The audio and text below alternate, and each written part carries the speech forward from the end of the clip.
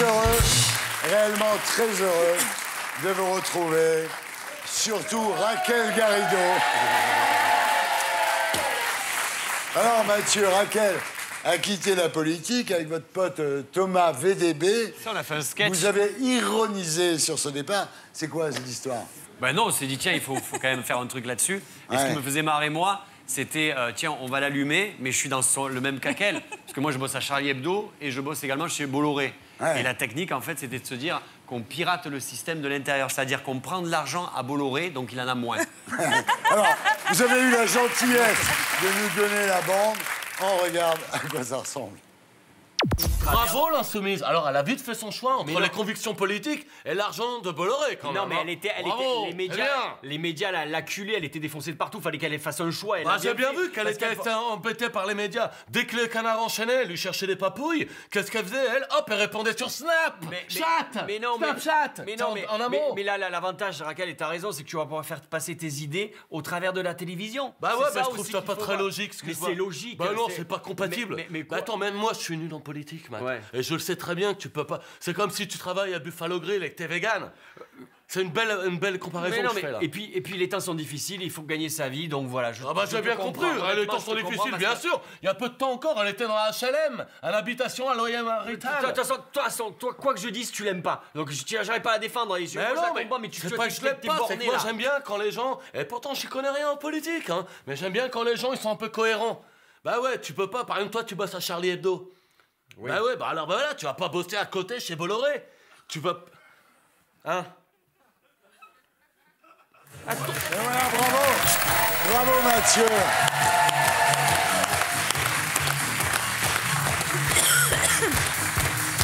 Bravo, et on commence avec les unes de la semaine.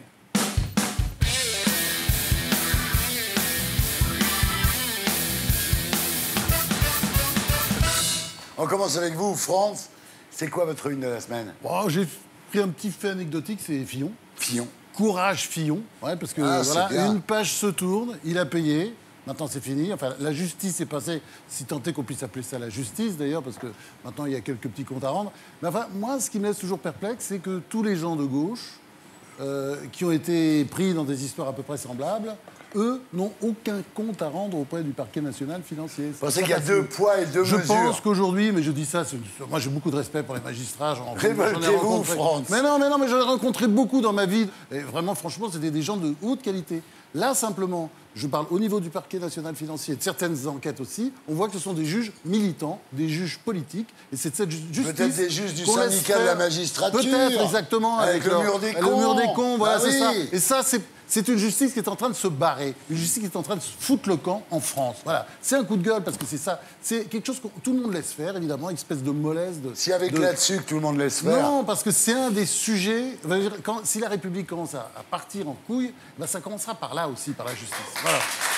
Bon, Natacha, quelle est votre une cette semaine? Ça parle d'éducation. Le syndicat Sud Éducation 93, le syndicat qui perd le Nord. Parce que donc, ce syndicat a organisé une formation pour donc, des professeurs. Et dans cette formation, il y a des ateliers en non-mixité, c'est-à-dire des ateliers où on accepte que les gens racisés, c'est-à-dire les gens qui ne sont pas blancs, parce qu'ils veulent réfléchir sur le racisme d'État au sein de l'éducation nationale, les discriminations, la surorientation dans les filières courtes pour les jeunes issus de l'immigration, etc. C'est-à-dire qu'en gros, le discours consiste à dire la France, et en particulier l'éducation nationale, sont racistes, et nous allons le démontrer, et il faut que les Blancs se battent la coulpe, et que les autres considèrent que tout ça est raciste. Et donc ça, c'est à destination des professeurs. Et la question, c'est, en fait, est-ce que nous acceptons qu'avec nos impôts, on endoctrine des professeurs qui ensuite endoctrineront des élèves, parce que c'est une formation. Ça veut dire que c'est un syndicat qui bénéficie de détachement de postes détachés. Donc mais c'est notre pognon en plus. C'est notre pognon. On finance avec notre argent des gens qui veulent notre mort. Exactement. Et les professeurs qui y vont le font sur leurs heures de cours. Et en effet, l'idée, c'est de bien nourrir le ressentiment ensuite de tous les élèves à qui on va expliquer que la France est un pays raciste et que c'est ignoble. Et ensuite, on se demande pourquoi ça ne va pas dans ce pays et pourquoi il n'y a pas de cohésion nationale. Si on allume et pourquoi il y a mèches... des gens qui se retournent contre d'autres à coups de Kalachnikov. C'est vrai que c'est étonnant. J'ose pas demander son avis à William parce que ça pourrait être terrible. Je ne peux qu'abonder dans le sens de Natacha, mais je veux ajouter quand même qu'il est heureux que le ministre de l'Éducation nationale, qui est un homme de bien, M. Blanquer, ait décidé de poursuivre ce syndicat sud du 9-3, parce qu'il ne fallait pas compter sur les organisations antiracistes pour le faire. Donc on a quand même fait un peu de chemin. Absatou, votre une de la semaine. Ma une de la semaine, elle est particulièrement douloureuse pour moi aujourd'hui. Elle est compliquée. C'est surtout un message que je vais adresser aux hommes politiques, mais pas que, à tout le monde en fait. Parce que j'ai envie de dire, vous, hommes politiques, en fait, je vous déteste d'avoir laissé faire ça. Ce qu'il est en train de se passer, c'est un crime contre l'humanité. On parle évidemment de la Libye avec le titre que j'ai choisi qui s'appelle « Nous sommes esclaves ».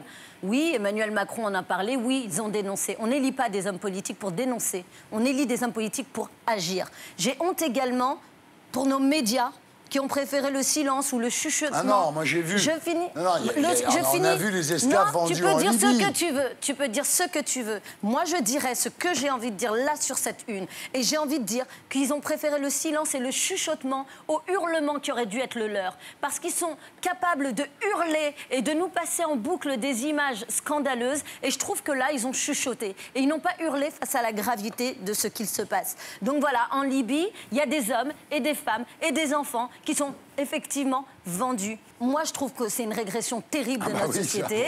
Voilà, c'est pas le combat des Noirs, c'est le combat de tous. On ne peut pas continuer à regarder et à se dire « Bon, ça se passe ailleurs, c'est pas grave. Ma vie à moi, ici, à Paris, ne vaut pas plus que celle d'un migrant. Donc je ne vaux pas 200 $, ils ne valent pas 200 $. » Alors quand on regarde la télé, dans les publics, on applaudit quand c'est drôle, on hue quand il faut huer. Moi, je vais vous demander une chose aujourd'hui, c'est que si vous êtes indigné, je vais vous demander de vous lever pour montrer votre indignation par rapport à ce qu'il se passe et qui est scandaleux. C'est scandaleux. Voilà. Je vous demande merci Thierry. Merci. Merci.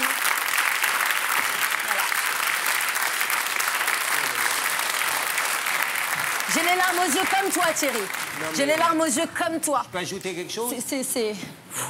Pardon, elle a merveilleusement raison. Elle a merveilleusement raison de taxer le monde d'indifférence, mais elle n'en dit pas assez. Moi, ça fait des années que j'en parle. Il y a un article jeudi, c'est pas loin. Jeudi, il y a un article dans Le Monde d'une dame Bozonnet qui parle du racisme anti-noir en Afrique du Nord. Il n'a pas débarqué en Libye il y a 12 jours. Il existe en raison de la couleur de la peau. Et personne ne vient manifester à Paris ni ailleurs contre l'esclavage qui existe depuis des lustres. Et pardon, Absatou, je te l'avais dit, c'est bien gentil de la part du CRAN de parler de la traite atlantique d'il y a 200 ans. Le CRAN a dénoncé également l'esclavage. Mais on pourrait davantage encore parler de ce qui existe au présent. On peut parler de la traite arabique qui existait tout aussi gravement que la traite atlantique. La seule différence, c'est que l'esclavage des Noirs en Afrique du Nord, il continue de perdurer et c'est un scandale total. Merci. Natacha. Merci. Alors, il faut quand même dire qu'il y a des médias qui essayent depuis quelque temps d'alerter. Il y a eu par exemple dans l'Humanité des pages bouleversantes d'un récit d'un jeune de 17 ans qui racontait son martyre en Libye. Je les condamne pas tous. Et il y a des gens qui font leur travail. Il faut aussi dire que tout cela, en effet, ne naît pas de nulle part, mais ça naît aussi de la déstabilisation de la Libye parce que des dangereux cinglés, Nicolas Sarkozy, pour ne pas le nommer, sur demande de Bernard-Henri Lévy, sont allés détruire ce pays en se foutant complètement des conséquences ensuite et de la déstabilisation totale qu'ils allaient causer. Parce que le service après-vente, il n'a jamais eu lieu. Donc c'est aussi ça le problème de la Libye. Et maintenant, mesdames, messieurs, la une de Jérém Star. C'est dur après ça. Ouais, bah oui, passer après une pareille, en tout cas, bravo, c'était très vrai et très beau. Alors moi, ma une, c'est voilà, une alerte rouge et verte, pour le coup, dans les cours de récré. C'est une grande mise en garde. On connaît tous les jeux absolument ridicules et dévastateurs que les adolescents, ma foi... font dans les cours de récréation. Alors voilà, le jeu du foulard, on s'étrangle jusqu'à avoir des hallucinations, le rêve indien où on se retient de respirer pendant 1 minute, ou encore, pour terminer, le train surfing, où on se filme debout sur des rames de métro. Bien entendu, le tout monté en épingle sur les réseaux sociaux, puisque nul ne jouit de rien s'il n'a pas de témoin. Je voudrais parler d'un nouveau jeu qui vient de débarquer dans les cours de récréation, le jeu du piment. Donc c'est simple, on débarque dans sa cour de récré avec des piments le plus fort possible. On les ouvre et on les écrase dans les yeux, dans les bouches ou sur le visage de ses camarades. Voilà, c'est la nouvelle connerie du moment. Au collège de Remilly-sur-Seine, 3 gamins ont dû être pris en charge par des hôpitaux parce qu'il y a eu des blessures terribles, des brûlures. La gendarmerie du Pas-de-Calais a lancé un appel de prévention sur Facebook qui a été relayé par le préfet, par la gendarmerie nationale, donc ça devient vraiment quelque chose de très sérieux. Donc je voudrais m'adresser à tous les adolescents qui nous regardent et leur dire que voilà, il n'est pas utile d'accepter des conneries pour se faire intégrer. N'hésitez pas à parler. C'est hyper important de parler, de refuser de se soumettre à des conneries pareilles parce que c'est dangereux et ça peut vraiment conduire à des choses très graves. Raquel, votre une, Raquel, c'est quoi? Ma une, c'est licenciement sur ordonnance. Ouais. Oui. Ça y est, cette semaine, l'Assemblée nationale a voté pour les ordonnances Macron de réforme du Code du travail. Et donc, on a mis en place toute une série d'horreurs, faut le dire, pour les salariés. J'ai trouvé que Libération avait fait quelques pages assez intéressantes autour de cette histoire de barème sur les indemnités que peuvent obtenir les salariés dans le cadre des licenciements abusifs. Je rappelle qu'un licenciement abusif, c'est un licenciement illégal, parce que pour moi, il y a quand même 2 catégories de patrons. Ceux qui le font dans les règles et qui sont contents parce qu'il y a une activité qui, voilà, ils essayent de le faire prospérer, et ceux qui trichent. Dans la nouvelle loi, il y a maintenant un plafonnement des indemnités que les salariés peuvent obtenir en cas de licenciement abusif. En cas de violation de la loi, on parle bien des patrons voyous, pas de tous les patrons, des patrons voyous. Et donc, Libération, ils ont fait quelque chose de très intéressant. Ils ont regardé les cas concrets. Et donc, on a, par exemple, Elena, salariée dans une maison de retraite. Avant ces lois Macron, elle aurait pu percevoir 42 000 € dans le cadre de son licenciement abusif. Maintenant, elle ne pourra recevoir qu'entre 6 800 et 27 000 €. Guillaume, qui lui est chef dans un centre de réparation auto, avant, il aurait perçu 10 000 € et maintenant, entre 0 et 2 000 €. Et Véronique, responsable de magasin de meubles, avant 40 000 € et maintenant entre 2 000 et 8 000 €. Et donc on se demande, mais ça sert à qui de favoriser ainsi la violation de la loi? Pourquoi est-ce qu'on n'applique pas des règles simples? C'est-à-dire, tu fais une faute, tu dédommages les gens par rapport à la faute que tu as commise. C'est un principe simple. Voilà, je ne suis pas d'accord avec ce système de faveur aux voyous, parce que sinon c'est la fête au village. C'est vrai qu'on reproche toujours aux patrons d'engager pas assez. Si c'est plus facile de virer, ce sera plus facile d'engager. Non, c'est pas vrai. Dans certains États, comme la Californie, par exemple, Raquel, tu peux effectivement licencier assez facilement, mais tu recrutes aussi très facilement. Voilà. Et c'est une liberté que les salariés là-bas, je parle de là-bas apprécient, résultat, plein emploi. Il y a de toute façon 6 millions de chômeurs dans notre pays, donc c'est pas vrai que c'est difficile de licencier. Tous les jours, il y a plein de licenciements, tout un tas de garantis que c'est il y a 6 millions de chômeurs parce que c'est peut-être difficile de licencier. Il y a beaucoup de jeunes on a parlé ici même, par exemple, on a parlé des Tupperware, on en a parlé ici. C'est pas compliqué de licencier dans notre pays. C'est difficile de licencier et c'est difficile de recruter. Raquel, tu ne peux pas nier à un moment que ce soit effectivement difficile de licencier. Tu as des collaborateurs qui arrivent et qui ne sont pas parfaits. Ce n'est pas les patrons tous méchants et puis les salariés tous gentils. Voilà, donc il y a aussi des cas où c'est difficile de licencier, c'est aussi difficile de recruter. Moi, je le vis en ce moment, j'essaye de recruter certaines personnes. Je recherche une commerciale, je recherche une coiffeuse, voilà, et je recherche une hôtesse d'accueil. Coiffeuse, je ne comprends pas, parce que vous êtes très bien coiffée. Ah, je suis bien coiffée, mais une ne peut pas s'occuper de tout le monde. William, votre une de la semaine. Eh bien, moi, c'est la bonne morale de la gauche qui s'effiloche. Ah, c'est bien, les titres sont bien, bravo. N'est-ce pas? C'est à propos de Gérard Filoche qui a eu le bon goût de retweeter une affiche montrant Macron entouré de Rothschild, d'Atali, je ne sais plus qui est le troisième juif. Drahi, je crois. Drahi, bravo. Drahi, avec en plus un brassard nazi, mais à l'effigie du dollar, et entouré de la bannière israélienne et de la bannière américaine. Donc, vraiment... de l'antisémitisme de la meilleure facture. Ouais, enfin, de la meilleure facture, je suis pas sûr, c'est pas très fin quand même. Et il se trouve que M. Filoche, quand il s'est évidemment, à bout d'arguments, a trouvé moyen de dire « Vous osez m'accuser d'antisémitisme ?» Moi qui ai milité à gauche depuis 30 ans.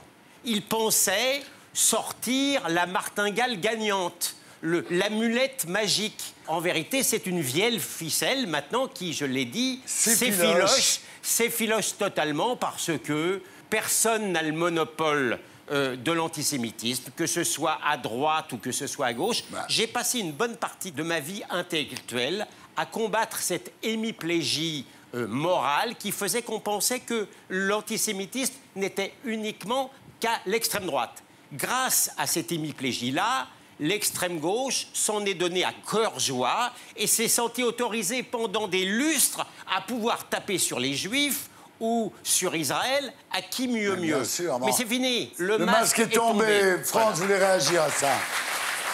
Là, ce qui est affreux, parce que le visage de cet homme, c'est quoi? C'est l'antisémitisme avec la bonne conscience. Ouais. Parce qu'en fait, il est très content de lui. D'ailleurs, il parle. D'ailleurs, il aurait même fondé SOS Racisme, ce qui est contesté. Mais il dit, voilà, qu'est-ce qu'on peut me reprocher? Ben justement, c'est ce que révèle ce tweet, c'est un antisémitisme depuis très longtemps camouflé, comme souvent à l'extrême gauche, derrière un antisionisme assez viscéral, parce que évidemment, voilà, d'ailleurs c'est pour ça qu'il y a Israël derrière. Mais au fond, voilà, il y a aujourd'hui, il faut tenir compte de ça, un antisémitisme à l'extrême gauche qui est sans doute aujourd'hui plus important que l'antisémitisme d'extrême droite. Moi, c'est ce que je pense profondément. Et on le sent. On le sent dans les sociétés. Ça, ce sont des affirmations, encore une fois, gratuites, qui ne sont pas étayées. Bah, comme toi. Ah oui, mais tu me diras comment toi, t'as beaucoup.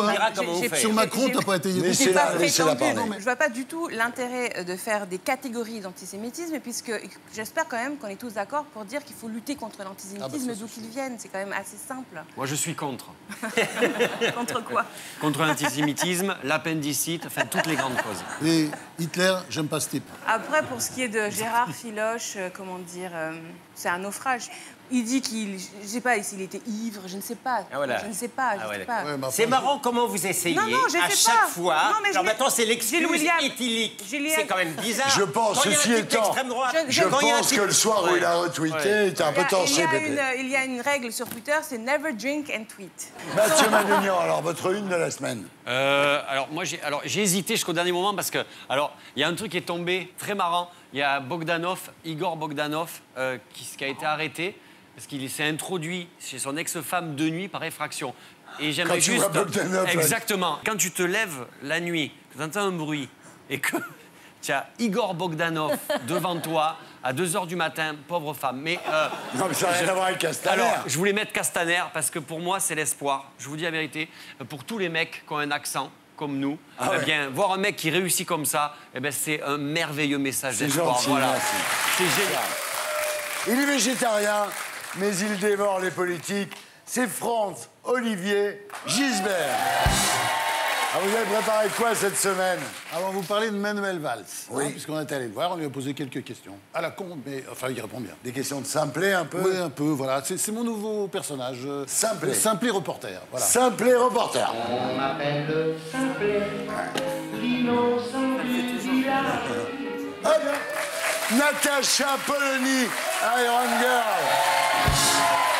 Ce soir, tranquille. Je suis un peu fatiguée, il ne faut pas non plus trop en faire. Il faut vous reposer un peu, Natacha. Là. Voilà. Natacha, moi je reste attaché à la douce personne. Hop, l'avocat qui se défend très bien lui-même, Gilles William Goldnadel. Vous avez fait quoi cette semaine, alors? Un sujet polémique pour changer. Ouais. La bataille de Clichy, à propos des prières de rue. Ça va être chaud. Voilà, je réserve la primeur aux téléspectateurs, si vous voulez bien. Ne zappez pas. Voilà. Je suis carrément méchant, jamais content. Carrément méchant, jamais content. J'avais proposé une solution de compromis à la production avec Stranger in the Night, Je vois qu'il n'y a eu aucun effet. Attendez, pourquoi? Mais c'est une... Pourquoi Stranger in the Night? Il se trouve que je suis un compromis entre Frank Sinatra et Tony Bennett. C'est pas ma faute. Oh non. Mais Et ce compromis, il n'y a que toi qui le vois. Mais bien sûr. Cela dit, si Gilles William s'associe aux étrangers, je prends. Hein. Ouais. Oui, mais il s'associe à... Parce que Stranger in the Night, c'est quand même l'étranger dans la nuit. Donc Oui, si c'est c'est vrai. comme voilà. Si tu te vis comme un étranger, moi ça me va. Je pense que j'ai moi-même une certaine extranéité, Raquel. Eh ben c'est bien Très bien. de l'affirmer. Pour détourner un avion, bah faut être dedans, elle est là, elle s'appelle Raquel Garrido. Ce soir, tranquille, je suis en préparation des prochains sujets qui vont être top. gros succès sur les Fralimes. Hein. Oui, Ça a super bien marché, bravo. l'émotion qu'on a tous ressentie sur le plateau a été vraiment Eh oui. voilà, sentie dans Bah le oui, pays. quand on est ému, nous, déjà, c'est beaucoup. Les raquettes du samedi, du bleu sur les paupières, tourne aussi. À l'âge où tu demandais un peu d'argent de poche à tes parents, elle avait déjà sa boîte, elle est là. Absatoussi. Vous parlez de quoi ce soir, Absatou? Eh bien, moi, je vous parle du ventre. Vous savez, le ventre, où quelquefois on dit que c'est sexy. Voilà, moi, j'aime bien les hommes avec un peu de ventre. Eh bien, figurez-vous qu'il vaut mieux avoir des fesses que du ventre, parce que le ventre, ça peut être dangereux. Ah Je oui, vous en parle. faites le ventre. Eh ouais. Born to be wild. Il traite tout le monde de putaclic en assumant être une tête à claque. C'est Jérém Sarr. Vous parlez de quoi ce soir? Alors ce soir, vous allez voir un reportage qui va, à mon avis, vous amuser, puisque j'ai pris un cours de bonne manière. Ah, ça c'est bien. Enfin! Oh, dis donc! Et en tout cas, ouais, on peut en rire, mais c'est quand même très sérieux et je suis très content d'avoir expérimenté tout ça. Est-ce que ça a marché ou non, vous verrez. Ça s'est pas vu immédiatement. Hein. C'est-à-dire que vous n'avez pu dire « salut boule de pu » par exemple. Voilà. Oh, je suis pas sûr d'enlever tout ça. Salut boule de pu. Mais c'est plus des cours, voilà, de maintien de corps, de savoir-vivre. Un peu Nadine de Rothschild. Nadine de Rothschild, quoi, voilà. Oui. Et maintenant, mesdames, messieurs, le nouveau sampleur de Jérém Sarr. Qu'est-ce que c'est? La surprise de la semaine. Attention. Un jour, mon prince viendra. Un jour, on s'aimera. Alors, déjà, j'adore cette reprise d'Élodie Frégé. Magnifique. Un jour, mon prince viendra, mais il est déjà venu. Tu l'as vu d'ailleurs à mon mariage. Oui. Bah oui. Solo gamme. Enfin, j'avais quand même un mec, mais j'ai rencontré quelqu'un, Thierry, donc ça ne va encore pas. Non, attendez. Non, c'est un scoop. Vous avez rencontré quelqu'un. Oui, et en plus, sur Snapchat. Décidément, Snapchat va me suivre jusqu'au bout Et de le ma vie. dernier est déjà parti ou t'es polygame? Non, tu rigoles, ça fait 3 mois qu'on est ensemble, mais je n'expose pas trop ma vie. Et la meilleure chose qu'il soit venu de Perpignan depuis Charlotte Julien, c'est Mathieu Madénian. Parfait. On est content de vous retrouver. J'étais à Perpignan la semaine dernière, j'étais allé chez mes parents. Ah ouais. C'est déprimant. Quand tu retournes, je sais pas si ça vous fait ça, quand tu vas chez tes parents. Faut dire, ça fait plaisir. Non, mais mes parents, j'ai l'impression, ils ont gardé ma chambre de gosse intacte. Ouais. Et il y a les photos de moi quand j'avais 6 ans. J'ai l'impression de rentrer dans une chambre d'un enfant qui a disparu et je suis l'inspecteur du FBI. Et ma mère me dit, il faut le retrouver. Non, mais c'est... Mais oui, ça me déprime. Non, mes parents, ils sont morts il y a très longtemps. Voilà, tu vois, voilà. C'est normal. Je me lève. Le monde Mais qui c'est qui touche l'argent quand tu passes ça? C'est Aznavour ou l'Arménie? Parce que... C'est pas toi, oui. Ah oui, c'est Aznavour qui touche. Voilà, l'émission s'appelle Les Terriens du dimanche. Le groupe Les Gréments de Fortune et le hashtag LTD. Voilà. Et maintenant, on passe en zone libre. C'est la France qui se fait belle. C'est Absatoussi. Oh.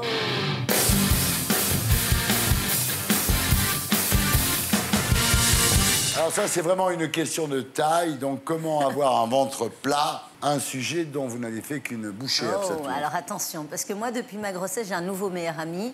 C'est mon bourrelet qui est là, vous voyez? Hein? Je suis pas la seule à l'avoir, on l'a... Non, non. Hey, il est là. Hein? Il est là. Non, sérieux. Ça veut dire que j'ai eu des jumeaux. Il est venu se...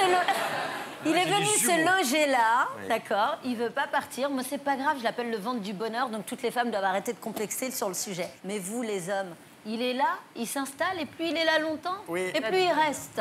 N'est-ce pas? On appelle ça le dad bod. Look at it, regardez ça. Vous voyez cette petite bedaine là qui dépasse de ton pantalon? Mais moi, c'est un choix. Voilà, du tien, Jérém Star, du tien. C'est répugnant, ne parle pas des absents. Alors, il y a certaines femmes qui trouvent ça très sexy, comme je vous le disais tout à l'heure, mais ça peut surtout être très dangereux. Non, dangereux, on va s'arrêter là, je ne vais pas trop vous stresser. Regardez, je crois que Thierry peut lancer ça.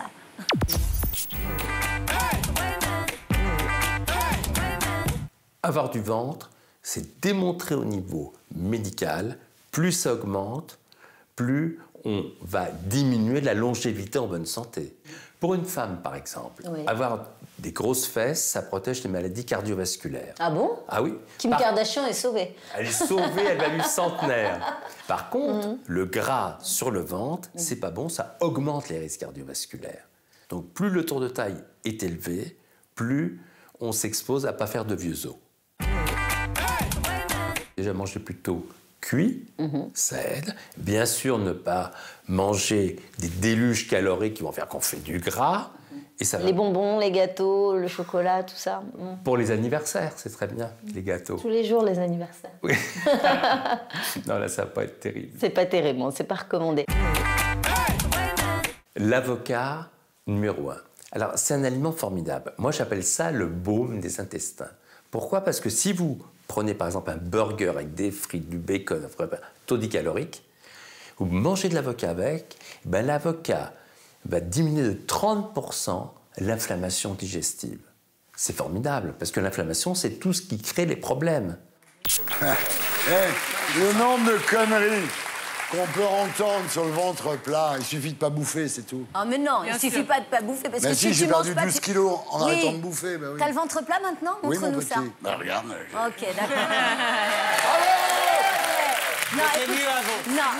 Il y a des gens qui mangent pas vraiment et qui ont du ventre. Alors, évidemment, il faut bien manger plutôt que de ne pas manger. Mais en revanche, j'ai décidé d'aller voir un coach. Parce que avoir du ventre n'est pas une fin en soi. Vous allez pouvoir faire des exercices à la maison. Je vais vous montrer lesquels. Et vous allez devenir tous ici comme Thierry. Je suis une faillotte. Si seulement. Tu nous montres? T'en fais trop, moi. Ça y est, je suis prête. Je vais donner tout ce que j'ai pour perdre ce ventre de grossesse. Et c'est valable également pour les hommes, parce que plus ça s'installe et plus c'est difficile à perdre. Et pour ça, je rencontre Eugène qui va nous donner plein de conseils, plein d'astuces et les bons exercices. Bonjour Eugène. Bonjour Absatou. Je crois que vous êtes musclé. J'essaye. Hein? Pas mal. Tu as l'érection sur le ventre. Pour éviter qu'il te pique, tu lèves le ventre. Boum. Première posture. Et la seconde, tu lèves les genoux. Tu gardes toujours cet alignement dont je te parlais tout à l'heure. Le dos, les lombaires, le ventre contracté, sans oublier le cou aligné par rapport à la tête. Pour pas se faire mal. Pour ne pas se faire mal, justement. Et tu maintiens cette posture sans descendre. En aucun instant, tu as le bassin qui descend. Donc tu restes, regarde le sol. Mais je pense que tu es parfaite, Absatou, là. Ah oui, je suis parfaite. Qu'est-ce que tu en penses? Mais j'ai hâte que ça se termine. Encore un petit peu de temps. Allez, je compte 2 secondes. 1 seconde. Et tu relâches, parfait. Attention de garder toujours ce visage vers le plafond. Voilà, tu montes. Un peu plus, c'est tout. Et tu redescends. Voilà, tu inspires en descendant et tu remontes en soufflant. Gardez bien les coudes écartés et le menton vers le haut. Tu n'as pas à monter trop haut, mais tu montes grâce au ventre. D'accord? Et tu peux relâcher. Voilà, alors tu peux faire ce mouvement. Combien de fois? 15 à 20 répétitions. À ce moment-là, les muscles vont travailler de manière profonde. Ça ne se limite pas à une partie abdominale, un travail tonique, mais c'est faire des efforts. Bouger, du cardio. Bouger, dépenser, brûler les calories. Donc du cardio, marcher au moins par jour, une demi-heure si on peut, éviter de prendre la voiture. Adjugé vendu. Allez, à très vite. Même quand tu tapes dans ma main, il y a trop de force. Mon Dieu. Allez. J'ai pas fini, j'enchaîne ma journée de sport. J'ai entendu parler d'une technique révolutionnaire. En 20 minutes, vous faites l'équivalent de 4 heures de sport. J'en bafouille tellement c'est fou. C'est du sport électrique, ça met des décharges dans tout le corps. On parle d'électrostimulation, je vais poser les bonnes questions. Venez, suivez-moi. I'm ready. Et alors pourquoi on le mouille avec de l'eau chaude? Ah bah parce que ça améliore la production. Tu vois. J'ai très peur. Je vais te connecter maintenant, d'accord? Écarte un peu les jambes, s'il te plaît. C'est parti. Ah, c'est drôle. Ça fourmille? Oui, ça fourmille. Reste un peu gainé, reste un peu gainé. Tu me dis? Ah oui, je le sens. Est-ce que ça commence à contracter déjà? Stop. Alors. C'est bizarre. En fait, je ressens une sensation où vraiment j'ai l'impression que le moindre petit muscle du corps travaille et qu'on va chercher vraiment des muscles très profonds. En combien de temps je peux espérer récupérer mon ventre plat? Bien évidemment, quand on dit ventre plat, il ne faut pas oublier le côté alimentation qui joue un peu aussi. Et je mange n'importe quoi. Cela dit, on se gaine très vite et sur une dizaine de séances, aucun client ici m'a dit « Stéphane, je bois rien ». Ok, et ben je vais revenir. Marché conclu. Merci beaucoup Stéphane. Merci à toi, Tatou. Cool. Ouais, c'est cool. Donc avec ça, franchement, vous devez tous revenir avec des ventres plats. Mais vous voyez, quand vous regardez la vidéo, vous avez l'impression que c'est simple. Vraiment, il suffit de faire le travail de gainage, mais 5 minutes tous les soirs. J'ai vu que vous aviez un peu de brioche, Mathieu et Jérém. Venez voir, on va faire l'exercice là. Bonne chance. Non mais... Je ne pas être à leur place. Attention, moi, la brioche, c'est dû au stress et au gaz. Hein. Vous vous mettez à genoux. Oui, je m'en fous. Non, je Et c'est précise. souvent ça d'ailleurs. Bah oui. C'est souvent une question de gaz malheureusement. Il est Allez sans Mathieu, fil. tu te mets comme ça, relève les jambes. Allez Mathieu, attends, c'est pas fini. Tu vas lever une jambe et toi aussi je l'ai fait. Vous allez rester comme ça, vous restez. Putain de merde. C'est physique, là, quand même. Mais attends, mais t'as accouché ou pas encore? Non mais voilà, ce sont des exercices assez simples. C'est facile, tout le monde peut le faire. Mais n'oubliez pas une chose, c'est que avoir des fesses, c'est super. Vraiment, ça évite un certain nombre, je vous assure, j'ai trouvé une étude de l'université Oxford qui dit qu'en fait, ça protège des maladies cardiovasculaires, ça aide à capter les acides gras qui sont nocifs. Le gras autour des hanches libère également une hormone qui s'appelle l'adiponectine, qui a un effet protecteur sur les artères. Donc, avoir des fesses, c'est top, avoir du ventre, c'est pas bien. Bravo, merci. Abtsatoussi.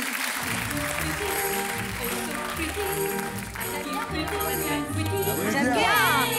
Elle a de la chance. Il est bien ce sampleur.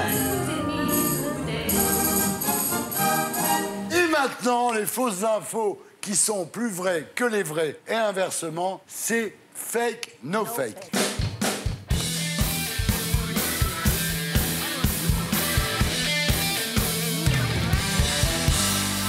Les chroniqueurs vont-ils battre la prod? Comme toujours. Le sujet de ce soir, les capuches des anoraks seraient fabriquées à partir de poils de chien. Vrai ou faux, c'est le fake, no fake de la semaine. On regarde. Cet hiver encore, on la voit sur toutes les capuches, la fourrure. Quand elle n'est pas synthétique, si vous lisez sur l'étiquette « raccoon », traduisez « raton laveur », méfiez-vous, c'est peut-être du chien. Le raccoon dog, en français chien vivrin, un canidé qu'on trouve en Asie. Dans les associations de défense des animaux, on connaît bien le problème. C'est très malin ce qu'ils ont fait, c'est qu'ils ont écrit raccoon au lieu d'écrire raccoon dog sur l'étiquette parce que, soi-disant, c'est trop long d'écrire raccoon dog en entier et que ça prend beaucoup trop de place sur l'étiquette. En réalité, ce qui les arrange, c'est de ne pas écrire qu'il y a du chien sur cette capuche parce qu'ils savent très bien que le consommateur, s'il lit l'étiquette, il va jamais acheter de la fourrure de chien. Mais alors pourquoi utiliser du chien plutôt que du raton laveur? En fait, c'est assez rare quand même d'utiliser du raton laveur parce que c'est déjà une fourrure qui est très difficile à travailler et qui est beaucoup plus chère que la fourrure de chien. Seul un test ADN peut prouver qu'il s'agit de poils de chien. Dorénavant, vous ne regarderez plus les capuches de la même façon. Alors, existe-t-il des capuches en fourrure de chien? Non. Natacha Polony. Pourquoi moi? Pourquoi moi? Parce que vous. Je vais dire oui. Vous allez dire oui? Je pense que tout est possible. Tout est possible, oui, ça c'est Tout vrai. est possible. Monsieur Oui. Madénian. Moi, je dis ouais, oui, oui. Il dit ouais. Non, ça Moi, je dis ouais. Ça m'étonne pas plus que ça. Ouais. Vraiment. L'inverse est étonnant, par contre. Oui. Des chiens en cap... Bon, mais... non, je dis que c'est Tu vrai. dis oui, Raquel? Moi, je pense que c'est faux. Parce que je pense que ça n'a aucun intérêt économique pour le fabricant. De toute façon, soit il décide de faire du synthétique, soit il fait de la fourrure. Déjà, c'est une option. Ouais. Il y a beaucoup de gens qui n'achètent pas du tout de fourrure à juste titre, donc c'est extrêmement rédhibitoire pour beaucoup de monde, à juste titre. Donc si tu vas faire de la fourrure, bah, pourquoi prendre des chiens qui sont a priori plus chers et à élever que les raccoons, je ne sais pas comment on dit en français. Raton laveur. Raton laveur, merci. Qui, du coup, visiblement, s'est organisé, quoi, les ratons laveurs pour la fourrure. Donc je dis, c'est fake. Monsieur Jérém Sarr. Je pense que c'est faux et j'espère de tout cœur que c'est faux parce que sinon, dès que je rentre chez moi, je brûle l'intégralité de mes manteaux. De tes capuches? Ouais, de capuches, tout. Monsieur Van Ladel. Je suis partagé. Je crains que ce soit vrai. L'argument économique de la garrida, j'y crois pas beaucoup. Parce que le Chinois mange du chien, ça coûte pas plus cher pour un Chinois de mettre du chien que du raton laveur. Et d'ailleurs, ça me ferait autant de peine si c'était du raton laveur, mais c'est la motivation de la production. Ils sont tellement salauds que là... Ils sont fourbes. Ils sont fourbes. Au 2e degré, ils aimeraient... Je dis que c'est faux parce que je crois qu'ils sont capables de tout. Ils sont capables de tout, ça c'est vrai. Voilà. Ça, je peux pas dire le contraire, je les connais très bien. Ah ouais, mais non. Moi, je pense que c'est faux et je rejoins totalement le raisonnement de Raquel. C'est faux, ouais. Oui, moi aussi, je rejoins le raisonnement de Raquel. Et simplement, il y a quelque chose en plus, c'est que, bon, la dernière fois, c'était vraiment un fake, ça se voyait tout de suite, parce que c'était mal joué. Il est content. Là, c'est assez bien joué. Il est content, c'est vrai. Non, non, c'est pas vrai. Il est content, c'est vrai. Moi. Il est content, J'ai c'est rien vrai. dit. Je suis content de le voir. Est-ce que je peux changer? Est-ce que je peux changer? Pour moi, non, mais ça a été vrai. C'est vrai. Je vois pas pourquoi. Je vois pas pourquoi. On a perdu. Change, il est encore Non, non. Change. Est-ce que les faux peuvent lever la main? Les faux. Ça me coûte, hein. Ça fait 4. Ça veut dire que c'est vrai. Ça fait 5. Bon, le résultat, le voilà. Regardez Je vous l'avais dit.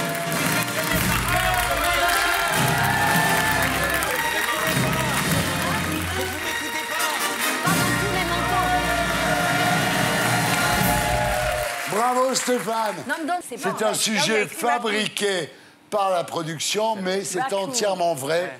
Les capuches sont faites en raccoon dog, qui est un canidé. Le raccoon dog est un canidé. Il a senti. Il est trop malin. Il a vu dans mon sourire que j'étais content. Ouais, mais ça y est, on vous a niqué, là. Non, mais moi, je... Ah, ça y est, la prod a gagné.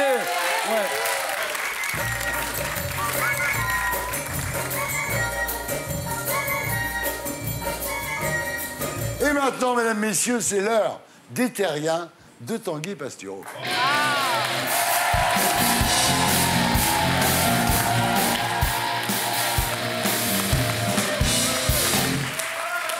Bonsoir Thierry, bonsoir à tous. Alors on commence avec le roi de la gagne. Christophe Castaner, le beau gosse à l'allure de rugbyman qu'on aimerait voir sans slip avec de l'huile dans le calendrier des dieux du stade et qui est devenu président de la République en marche à l'issue d'un vote où il était tout seul. C'est le principe de la masturbation mais adapté à la vie politique. Alors ses amis devaient choisir entre un carton vert et un rouge. Tous lui ont mis un vert. C'était comme à l'école des fans. Castaner a failli chanter Émilie Joly en triturant son doudou, une poupée à l'effigie d'Emmanuel Macron. Et En Marche, c'est le parti des mecs cool, à l'aise du huc, qui s'exprime comme Kev Adams. Un type a dit à Castaner, regardez, t'as assuré grave. Hein, vous parlez comme ça à Édouard Balladur, il pense que vous êtes étranger et vous demande un traducteur. Et Castaner lui-même a demandé à l'asperge du Havre, Édouard Philippe, ça allait mon poulet. Hein, ils sont détendus comme des vieux slips. L'autre a répondu, au top ma couille. T'as tout fonce des bibiches. Alors Castaner a aussi croisé Richard Ferrand. Hein, qui lui a dit « T'as été génial, ma grosse loutre ». Sur la vie de la REM, c'est la République en marche. Un peu. À côté de toi, Solar, mais c'est le mime Marceau, quoi. Enfin, il a rencontré Macron, hein, qu'à la REM, on appelle « mon petit agneau de lait ». Alors, il bosse pour le petit agneau, mais son inconnu, c'est la farandole des ministres anonymes. Avec Florence Parly, ministre des Armées, qui a rendu visite aux enfants des militaires français au Sénégal. Hein, ils dessinent aussi mal qu'en France, ces petits cons. Alors la ministre a cru qu'une maladie locale leur avait dilaté l'anus. Mais soulagement, ils étaient juste assis sur des instruments de musique. Muriel Pénicaud, ministre du Travail, a croisé l'homme à la plus grosse moustache de France. Ainsi pratique le sexe oral sur une dame non épilée, on ne sait plus qui est qui. Puis on a annoncé à Pénicaud que Pôle emploi avait trouvé un job à 16 personnes. Alors elle a fait le signe des mousquetaires avec ses potes. Un pour tous, tous pour la gastro qu'on est en train de surfiler en se touchant. Ouais, dans 100 ans le plein emploi. Jean-Yves Le Drian, le vieux poulet, lui est allé en Afghanistan. Il s'est dit, ils ont à peine la thune pour acheter une roue de Rafale. C'est bon, je mets les pompes avec lesquelles je fais le jardin. Les dégueux, pas cirés et qui sentent. Il s'est aussi rendu en Inde, où il a retrouvé Narendra Modi, qui le week-end fait Père Noël chez Carrefour. Puis il est allé en Birmanie. Enfin, Le Drian a le même bilan carbone que 16 000 vaches qui flatulent. Alors sinon, Jean-Michel Blanquer, un ministre de l'Éducation qui est rigide, son surnom à l'AREM, c'est mon bâtonnet de Colin surgelé. Eh bien, regardez, là, on le voit en pleine explosion de joie. C'est dépassé pour un petit film à destination des étudiants. Il a, regardez, oh, attention, clapé des mains. C'est son maximum. Ça, pour lui, ça équivaut à twerker sous LSD en haut d'une grue. Nicolas Hulot, qui depuis 6 mois qu'il est au gouvernement, fait cette tête-là.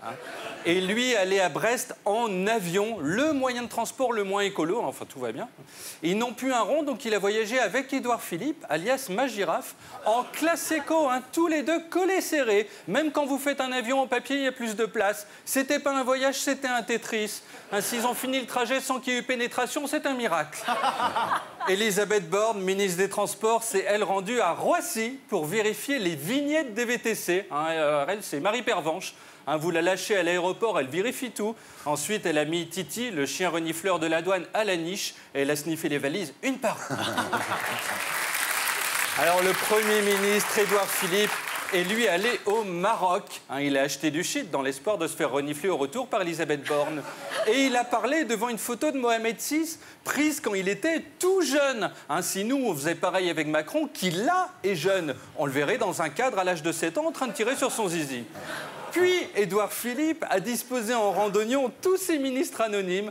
Il y avait autant d'inconnus que le soir de la première de Secret Story. Il a aussi fait rire son homologue marocain, ce qui est très fort parce que le Maroc, c'est un vivier de comiques. Gad Elmaleh, Jamel Debbouze, Najat Vallaud-Belkacem. Donc les faire rire, eux, c'est comme d'arriver à cuisiner un plat imbouffable pour une famille d'Anglais. Quant à Gérard Collomb, ministre de l'Intérieur, mon poulet avarié, il est allé près de Londres, à Brixton, ancien quartier chaud devenu un repère de bobos. Les plus pauvres sont repoussés vers l'est de la ville, puis vers l'est de l'Angleterre, jusqu'à la mer et plouf, fini. Alors Collomb a usé de son plus bel anglais. En gros, il sait dire « hello », écoutez. Hello, hello, voilà, hello. Puis il a écouté un flic lui raconter sa vie en répondant « yes ». Ah, yes, yes, yes, yes, qu'il dites-vous, my good dame. Il est comme nous, sorti de la France, il est juste capable de dire yes, no, hello et suck my dick, motherfucker, s'il écoute Kanye West. Puis Collomb s'est dit, oula, parle pas français, c'est métèque, je rentre chez nous. Et il a rejoint Juppé à Bordeaux. Ça faisait comme les deux vieux du Muppet Show. Alors il a visité la Cité du Vin. À droite, on voit les verres qu'il a vidés. Et il a écrit sur le livre d'or, je suis bien là, merci Moinin, t'es un super mec, tu sais, je dis pas ça parce que je suis bourré.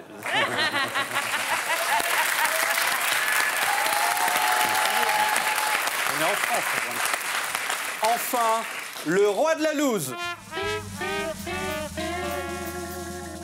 C'est une reine, Anne Hidalgo, maire de Paris, qui, en fermant les quais aux voitures, a asphyxié le reste de la ville. Un quart d'heure de balade, vous crachez noir, c'est germinal. Et malgré tout, elle a été élue femme de l'année par le magazine GQ. Ouais. Alors regardez, elle a fêté ça avec des cotillons, Patrick Sébastien Labitte. Elle a aussi mis un coussin péteur sur chaque Vélib. Et à la soirée de GQ, elle a même chanté.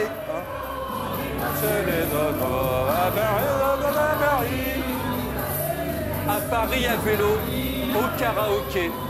Nous, on souffre et elle s'éclate. Ça rappelle Marie-Antoinette. Pauvre GQ, ouais, ils sont ça rappelle Marie-Antoinette avant 1789. Ouais. Pour la prochaine grosse tempête, elle va chanter Ouragan de Stéphanie de Monaco. À tout à l'heure pour le retour. Et voilà, c'était Tanguy Pastureau. On retrouve tout à l'heure pour l'Étarien de Tanguy Pastureau. Le retour. Hop.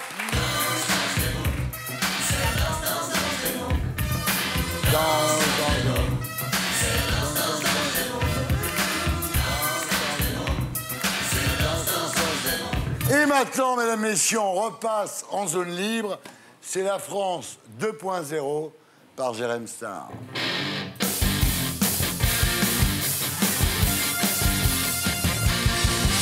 En cette semaine, Jérém Star, donc vous êtes initié aux bonnes manières.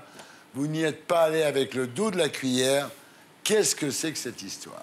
Alors, je suis allé rencontrer Geneviève Dangenstein, qui est donc anthropologue et fondatrice de l'école de la courtoisie et du protocole. Elle enseigne donc le savoir-vivre social et professionnel. Il paraît donc que je me comporte mal, donc j'ai décidé d'y remédier. Vous allez voir, les cours de bonne manière, c'est un petit peu déconcertant. On regarde.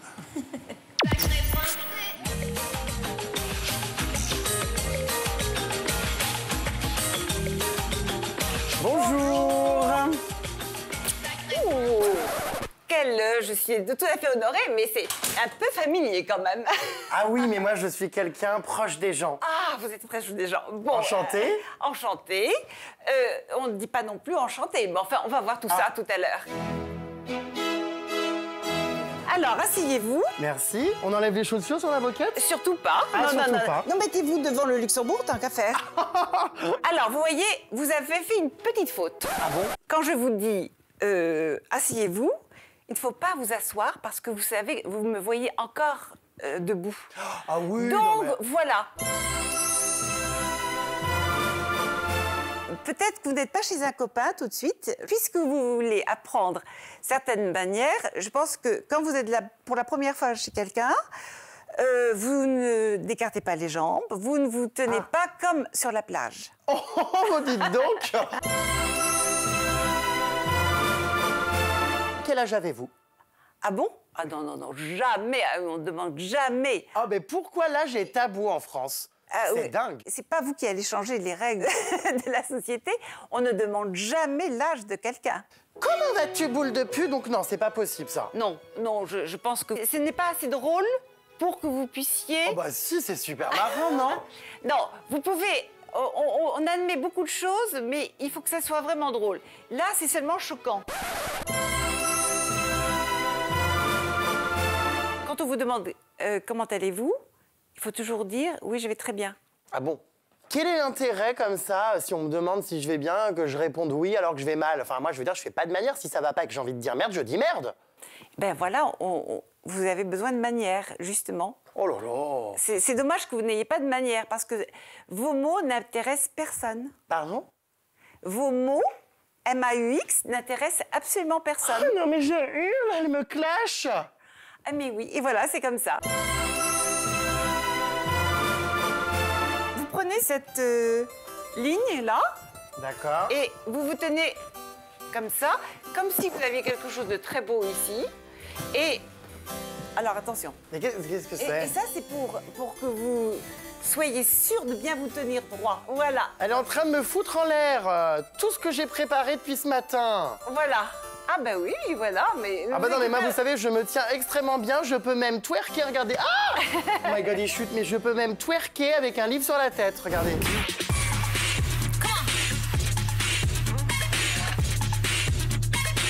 Ah, c'est génial, hein? C'est une petite danse.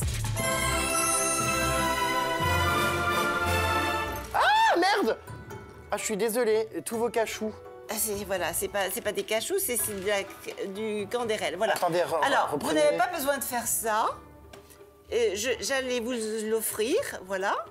Alors, là, hop. Là. Hop. Et on dit merci, Geneviève. Ah, merci, Geneviève. Voilà. Mais pas du tout, hein? Ah bon? Et alors, vous buvez comment, vous? Faites voir. Oh là là, mais il n'y a aucun bruit qui sort de cette bouche. Comment ça se fait? Pas du tout. Ouh là là. Quoi? Non, non, non, ça ne se fait pas. Hein. Tremper ces biscuits dans le thé, ça se fait pas. Tout le monde le fait. J'ai l'impression qu'il va falloir que vous reveniez très très souvent. Hein. On a faim! On a faim! Et on a faim! Jamais comme ça, jamais comme ça. Quand vous parlez, vous mettez comme ça. Vous parlez de cette façon. Ah oui, mais moi, je suis comme les Italiens. Je fais beaucoup de gestes quand je parle. Non, non, non, non. Mais on n'est pourquoi? pas comme chez les Italiens. Ici, vous le faites comme je vous le dis. Alors, comme ça. Sinon, je vais me fâcher, vous savez. Sacré français, je ne suis pas seule. Non. Bon, Jérémy, je crois que vous reviendrez une autre fois pour le Besna. Non. Bravo! Alors vraiment, super sujet. Vous voyez, mon pauvre ami, ce que vous avez à apprendre encore. Hein. Vous êtes loin. Oui, enfin bon. Elle a dû se suicider depuis que t'es parti. Non, mais attendez, là, ça passe, parce que voilà, tout a été mis à la suite. Hein, mais je pense que ce que je fais, tout le monde le fait. Moi, j'assume. Ah non, moi, j'assume. C'est-à-dire... Ah, toi aussi. Bien sûr. Accueillir des gens dans sa baignoire. Pas parler avec la fourchette, là. Mais ça va pas ou quoi? C'est vrai que c'est un petit peu caricatural, mais il faut savoir que voilà, cette Geneviève, elle forme des hommes politiques, des journalistes, des jeunes entrepreneurs, des chauffeurs Uber, enfin tout un tas de gens. Les chauffeurs Uber, il faut les former. Vas-y, t'as casé ton truc, eux, c'est des mecs qui ont besoin d'être formés. Mais ça suffit, oui, pas du tout. Et donc elle forme voilà, tout un tas de gens et elle décrit son cours de la manière suivante. Voilà, permet de maîtriser les codes sociaux et la politesse qui est indispensable pour réussir son ascension socio-professionnelle. La politesse est un vecteur de cohésion sociale, un élément primordial de la vie des affaires et un élément de vie de la politique. Donc l'élégance est tout simplement un combat permanent, hein, c'est ce qu'elle m'a enseigné, contre l'incivilité. C'est avoir de la mesure, respecter l'amour-propre de chacun, ne pas blesser l'autre. Et elle le dit d'ailleurs dans son livre, hein, dans le cas d'une conversation, les contradictions les plus aiguës doivent s'échanger avec modération, avec esprit. Écoute bien, Prenez-en de la graine, exactement, écoute bien, parce que le gagnant n'est pas forcément celui qui parle le plus fort, Fogg, et le plus fort n'est pas forcément celui qui pratique le terrorisme verbal. Monsieur Golnadel. Bien, alors Natacha, vous avez un mot. Ce que vient de dire Jérém Starr est important. Le principe des règles de politesse, c'est tout simplement de permettre la vie en société, c'est-à-dire de rendre vivable la confrontation avec l'autre en ne se mettant pas en avant. C'est un principe d'abnégation, c'est-à-dire qu'on se fait passer après l'autre, donc on n'impose pas ses fonctions physiques à l'autre, donc on ne parle pas la bouche pleine parce que c'est sale, on n'impose pas son petit nombril aux autres, c'est tout simplement ça, et c'est ça qui rend la société plus agréable. Bravo Natacha, bravo.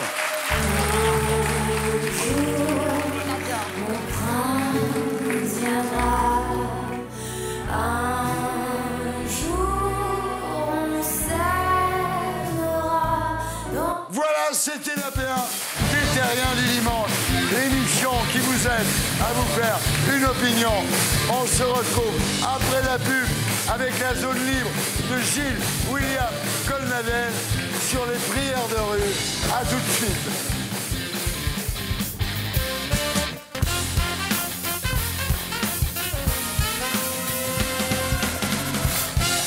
Bonsoir les Terriens du dimanche.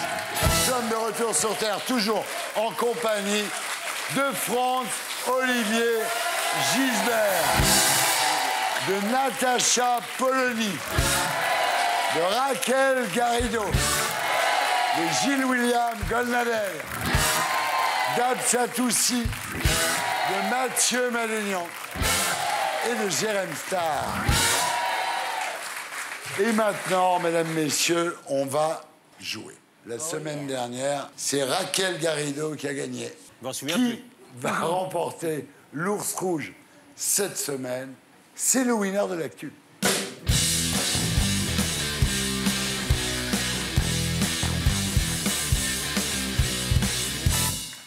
Selon Le Point, que s'est vu proposer François Fillon récemment?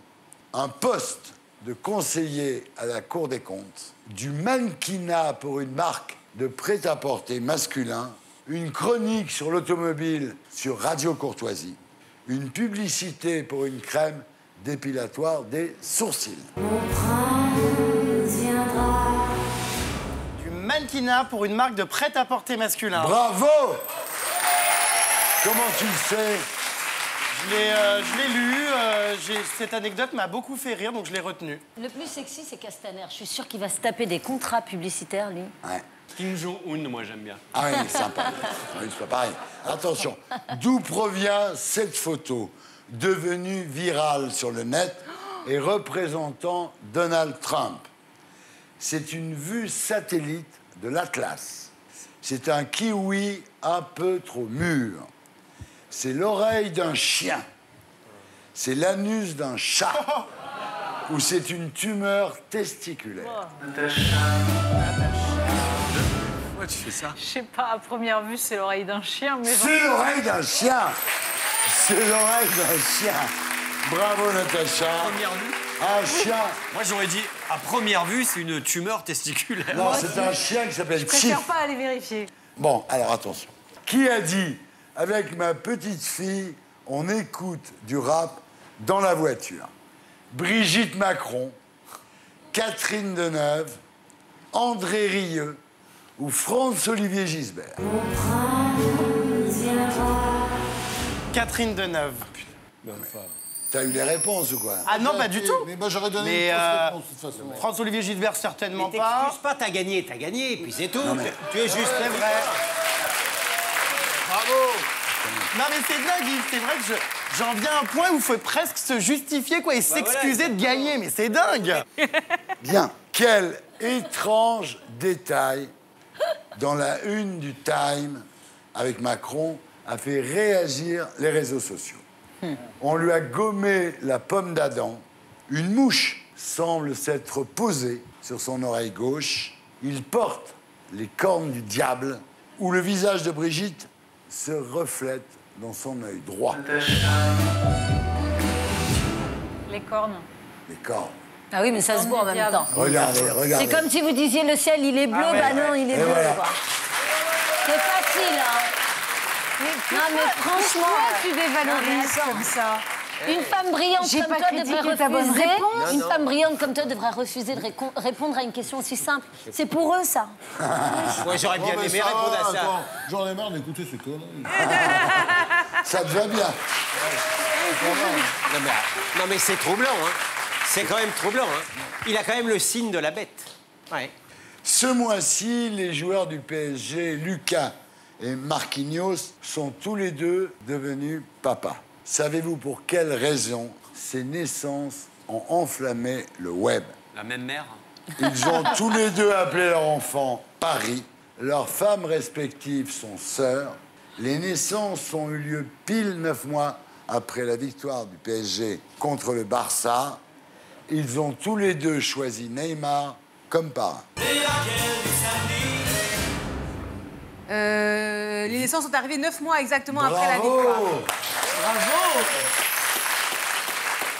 En 8e de finale. Mais tu sais que les soirs de victoire de match de foot, visiblement, c'est là que ça copule le plus. C'est pour ça qu'à Marseille, il n'y a pas de gosse. Marseille. Tu vas très mal à Marseille. Non, c'est pas... Non, on s'accroche, on est bien là. Ah bon, On est bien. Ça commence à bien. Ça baise à Marseille, ça Ouais, baise. baise. Avec quatrième, après Il a troisième. son truc sur les oreilles, mais On il est dirait, encore on dirait tout Jacques blanc. Villeray dans la soupe aux choux. Quel est l'emoji Oui. le plus utilisé au monde? Ah. C'est pour toi. L'emoji pleurer de rire, Vous savez pas, vous arrêtez. l'emoji cœur, l'emoji crotte ou l'emoji bisou.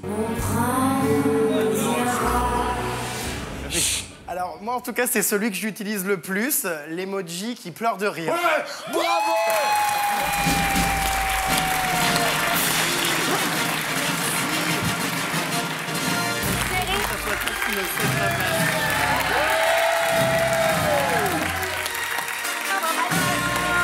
Alors là, bravo, Thierry, bravo. Gilles William, il me regarde, il dit émoticône.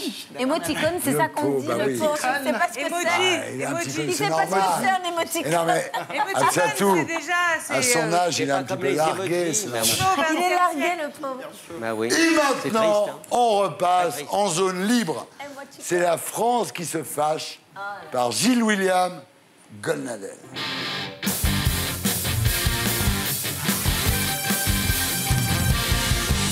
Alors, à l'heure où le ministre de l'Intérieur, Gérard Collomb, veut faire une croix sur les prières de rue à Clichy, Gilles William Golnadel ne s'est pas fait prier pour traiter le sujet. Alors, Gilles William, c'est quoi cette histoire? Bah, c'est un vrai calvaire, c'est le cas de le dire.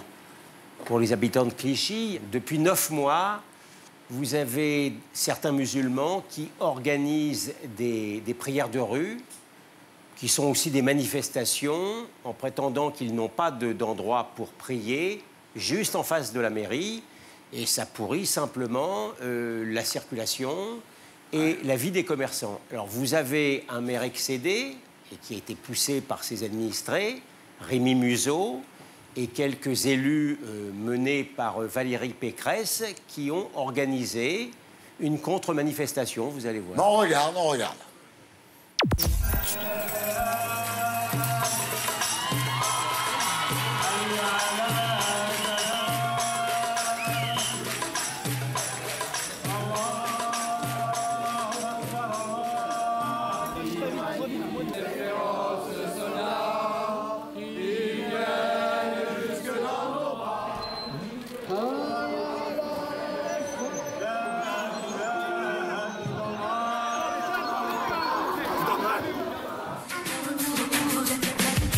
Ce qu'on demande, nous, c'est d'avoir que l'État nous attribue un terrain avec un bail de 99 ans, avec une promesse de vente.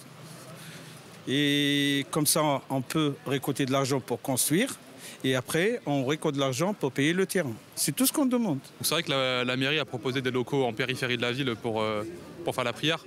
Le problème, c'est qu'on est sur des locaux exigus, petits, mal desservis par les transports en commun. Et ça pose problème vu qu'on a quand même une forte population musulmane à Clichy et qui ne peut pas malheureusement faire la prière dans de bonnes conditions. Moi, j'habite Clichy depuis 1979. Je suis contre ça, totalement contre. Voilà. Et le maire de Clichy, là, je l'approuve, il a été énergique. Par contre, le gouvernement, pas du tout. Le préfet, complètement nul. Le ministre de l'Intérieur, nul. C'est une bande de nuls. Voilà. Je ne vois pas pourquoi moi, chrétien, je paierais pour un lieu de culte musulman. On ne demande aucun euro de l'État. On ne demande rien. Ils peuvent financer tous leurs musiques. Non, mais vous n'allez pas me montrer comment je vais faire. Les chrétiens, ils font les prières chez eux? Oui, ceux qui ne vont pas à l'église. Ils sont chez eux depuis 1500 ans, les chrétiens. Les prières de rue sont des prières illégales au niveau de la religion musulmane. Au niveau de la montée de l'islamophobie, c'est ça qu'on doit penser. Quelle image on donne aux autres? C'est quel islam on veut montrer aux autres? C'est prier dans la rue, c'est gêner les gens, c'est gêner la circulation, c'est gêner les riverains, les commerçants. Le monsieur Museau, en 2015, il est venu en tant que maire, il nous a proposé quelque chose qui est beau et qui est bien et qui est grand. On a vers 2000-2500 personnes. Ils peuvent venir en prière en même temps. Elle peut attendre plus. On est tous des Français, musulmans français, alors il faut s'unifier. Quel bordel! Ah oui, c'est la pagaille. J'ai 3 certitudes après avoir étudié la question.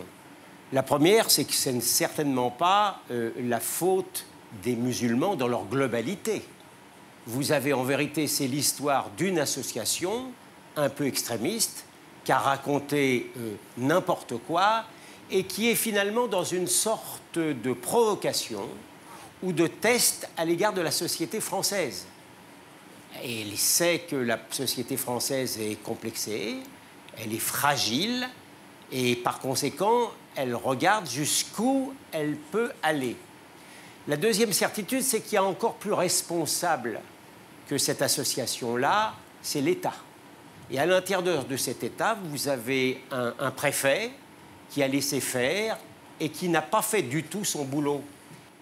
Et troisième certitude, c'est que quand vous avez des gens qui savent dire non, quand vous avez des gens qui savent dire stop, comme ce maire de Clichy ou Valérie Pécresse, c'est pas une excitée, Valérie Pécresse, hein? Eh bien, ils sont allés dans la rue en disant « Vive la France libre ». Eh bien, je peux vous dire que l'association radicale, elle a baissé complètement d'un ton. Donc, de temps en temps, moi, il me plaît à penser que c'est pas mal quand les caves se rebiffent. Et on voit très bien, parce que ça qui est important dans cette histoire, c'est que c'est une énorme manipulation et qu'il y a, comme d'habitude, des musulmans modérés largement majoritaires. C'est le président de l'association musulmane qu'on vient d'entendre, qui eux disent bah, c'est très bien, on peut s'arranger.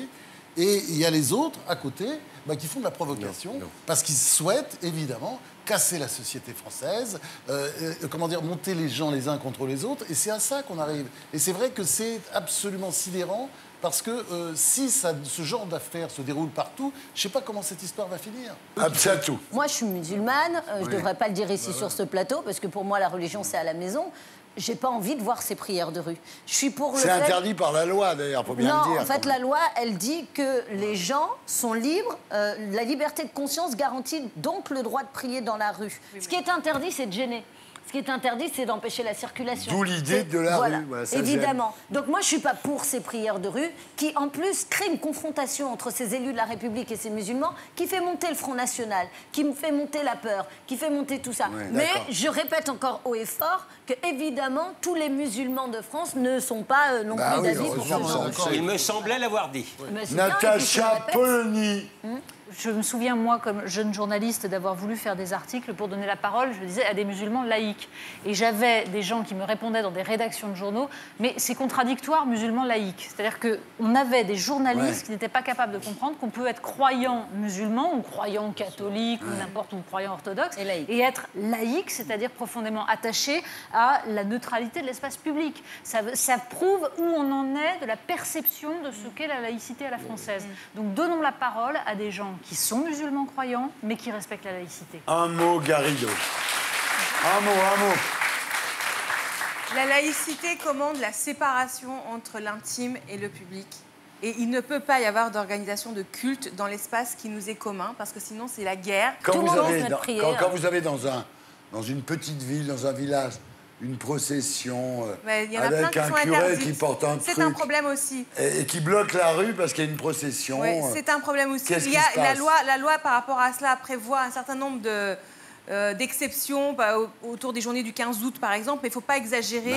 Et franchement, c'est très important de ne pas avoir une laïcité à géométrie variable. Et c'est là où je ne suis pas d'accord avec Gilles William, parce que, dans le fond, ton analyse, elle commence bien, et le problème, c'est qu'au bout, on arrive à la guerre de religion. Et on le voit dans le sujet, d'ailleurs, comment, oui, les chrétiens, nous sommes là depuis 1500 ans, c'est ce nous et ce eux. C'est, à un moment donné, au lieu de dire France laïque contre les combattants contre la laïcité, on dit, on se case en religion. Et là, c'est la guerre de la religion, et ça ne va pas du tout. Et je suis comme 80% des Français qui considèrent que la religion, ça fait chier. Nous sommes le pays du monde. Nous sommes dans le pays du monde dans lequel il y a le plus d'athées, le moins de pratiquants, et j'ai l'impression qu'on parle de religion Ça n'a aucun sens. du soir au matin. Et quant à ces élus-là, qui vont aller faire les marioles... Ils ont fait leur boulot. Ils font pas de clientélisme dans le 9-3. Madame Pécresse, qui se pointe par ailleurs avec l'élu Front National du coin, à la manifestation, parce et alors, le mec, il a et alors s'il a fait son boulot non, faire la guerre de religion, ça n'est pas leur boulot. Pourquoi il n'y avait pas un insoumis alors? Ce n'est pas leur boulot. Ces gens-là faisaient leur boulot que ne faisait pas le préfet. Quant au type qui effectivement a des propos tout à fait scandaleux vis-à-vis des musulmans, ça montre l'exaspération, Raquel. C'est que d'une certaine manière, la tolérance intolérable du préfet fait monter les tensions, fait justement monter la haine contre les musulmans et braque justement ce type-là. Alors bon, pourquoi tu dis c'est fini, là, c'est fini. Tu parles des croix et des crèches. C'est fini. Carrément méchant, jamais content. Carrément méchant, jamais content. Déjà mes parents dans le tambour. Et maintenant, mesdames, messieurs, on passe au Street Talk de Blacko.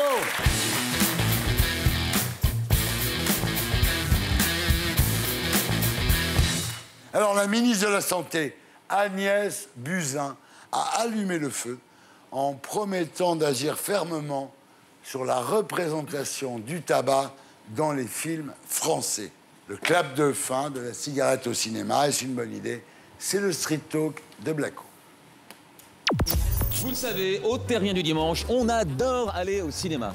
Alors, quand on a appris que Agnès Buzyn, la ministre de la Santé, souhaitait interdire la cigarette dans les films français, on s'est demandé, est-ce que c'est vraiment une bonne idée? C'est une très bonne idée, parce que du coup, ça limite les jeunes de prendre exemple sur leurs idoles, puisqu'ils idolâtrent souvent les acteurs. Quand ils fument à l'écran, ça a un mauvais impact sur les enfants, en fait. Banalisation de la cigarette. Fumer en public, et ça choque les gens. Est-ce que ça apporte quelque chose au film de voir un acteur fumer? Non, je pense pas. Moi, je trouve ça sexy, mais bon, chacun son truc. Ah, c'est ça l'explication. Quand un acteur fume, c'est... Moi, je trouve que ça fait viril. Enfin, moi, j'aime bien.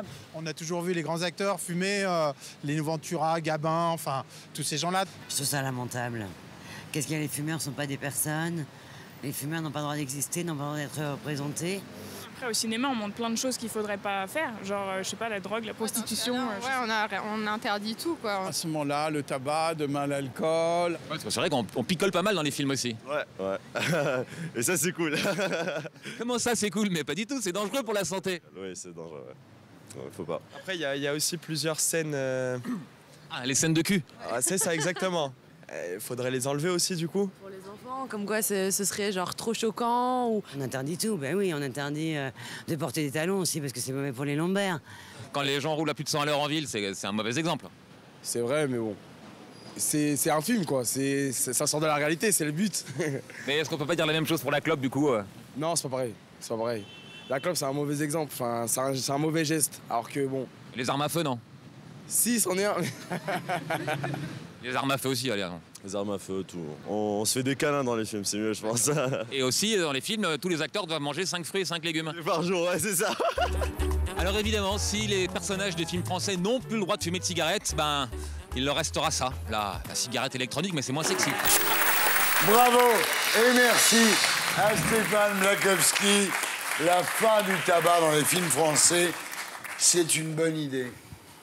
Moi, je suis effrayé que des jeunes soient déjà tellement... Ils sont très fascistes, les jeunes. Non, mais ils sont formatés, Moi, déjà. il m'envoie des messages en disant « Pourquoi t'as pas coupé ça dans ton émission ?» Non, mais ils sont extrêmement... Ils sont complètement pré-fascistes. Ils appellent de leur vœu la censure. Ils sont formatés, hein, c'est pas de leur Ah oui, ils sont formatés, c'est clair. Je suis effrayé par ce mouvement qui touche le cinéma, qui touche le comportement des hommes, à travers des événements tragiques, mais tout de même... Je crois que chaque jour que Dieu fait, les libertés sont en train de s'amenuiser. Ne soyons pas trop bisounours quand même, parce que je crois qu'on a le droit de le dire, c'est qu'il y a du mimétisme chez les adolescents. Oui. Et c'est vrai, quand ils voient leur héros fumer, ils s'y mettent aussi, ils cherchent toutes les raisons de Oui, fumer. mais enfin, s'ils voient leur héros tuer quelqu'un, ils vont pas aller tuer quelqu'un non plus. Ça, c'est vrai. Natacha. Le problème, c'est qu'il suffit de relire toutes les dystopies comme Orwell, Aldous Huxley pour se rendre compte qu'on va vers des sociétés où on essaye de vendre uniquement des œuvres qui seraient des œuvres rassurantes et qui font du bien. Et quand on voit le succès aujourd'hui de ce qu'on appelle la feel-good littérature et de tout ce qui consiste à surtout ne pas confronter l'être humain à sa noirceur, à tout ce qu'il y a de complexe, à tout ce qu'il y a de plus sombre, on se dit que c'est quand même angoissant, cette espèce de bonheur actuel. Elles sont en train de se faire baiser. Agnès Buzyn a parfaitement tort et elle est parfaitement hypocrite. Parce qu'elle fume. Non, mais parce qu'elle est ministre de la Santé. Oui. Elle est dans un gouvernement qui a le pouvoir de l'État. C'est-à-dire qu'il a le pouvoir d'édicter ce qui est commercialisable ou pas, ce qui est permis ou pas. Aujourd'hui, par exemple, les drogues sont interdites. Il y a une liste de stupéfiants. Il y a des discussions, est-ce qu'il faut légaliser, etc. Et au lieu vraiment de prendre à bras-le-corps cette question-là spécifique de combien on se gave par ailleurs de médicaments anxiolytiques, etc. La France est le premier consommateur d'antidépresseurs dans le monde. Du monde.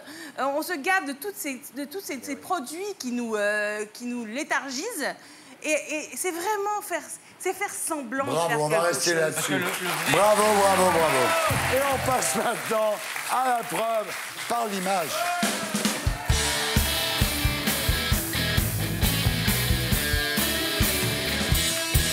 Et si Anne Hidalgo et la mairie de Paris autorisaient les aveugles à conduire un Vélib. Une idée à faire dérailler Walid Afkir. C'est sa caméra cachée, c'est la preuve par l'image.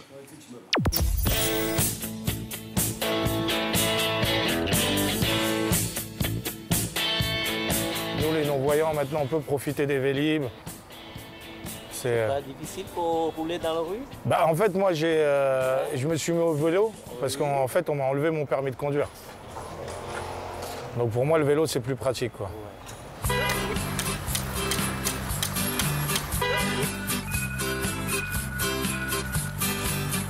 Dans Paris, à vélo, on dépasse les autos.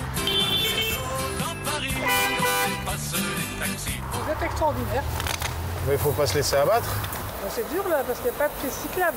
Madame Hidalgo a choisi que maintenant les Vélib étaient accessibles pour les non-voyants et les aveugles. Ça c'est très bien, mais il faudrait des pistes alors.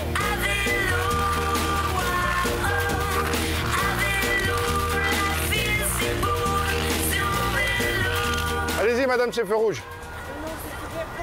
Ah, c'est feu vert pour moi? Ouais, mais si personne me dit que c'est vert, moi, je peux pas savoir.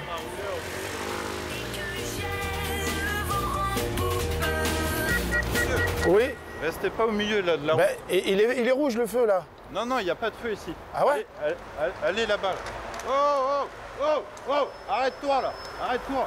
Il n'y a pas de feu rouge là? Mais non, t'as pas de feu rouge. Bah, on m'a dit qu'il y avait un feu rouge. Je suis en sens interdit là? Et je crois, madame? Vous avez un problème de joint de culasse sur la voiture, ça s'entend. À l'oreille. De rien.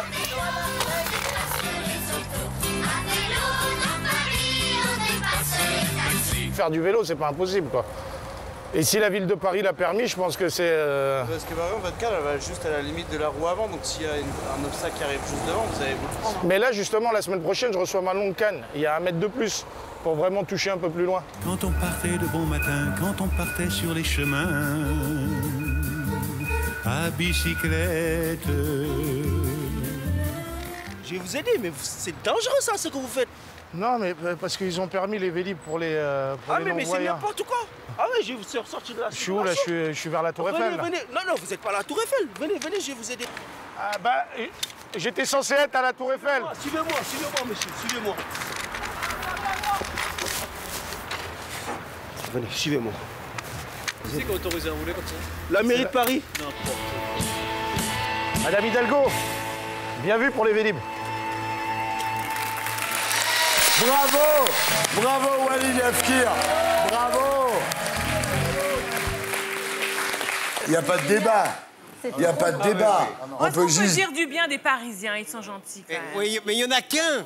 Il n'y en a qu'un à oser dire que c'est quand même osé pour un aveugle d'être sur un vélo. Ouais. Non, mais tous les autres, ils viennent. c'est aussi la peur du politiquement correct. Bravo! Bravo Walid!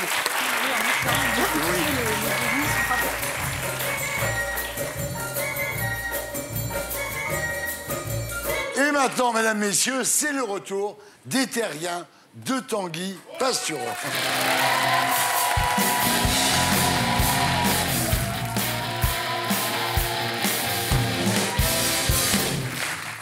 Et on recommence avec le quinquennat de la win. L'actu de Macron qui n'a pas arrêté de bouger comme le petit chien sur la plage arrière de la Twingo quand on passe des dodanes.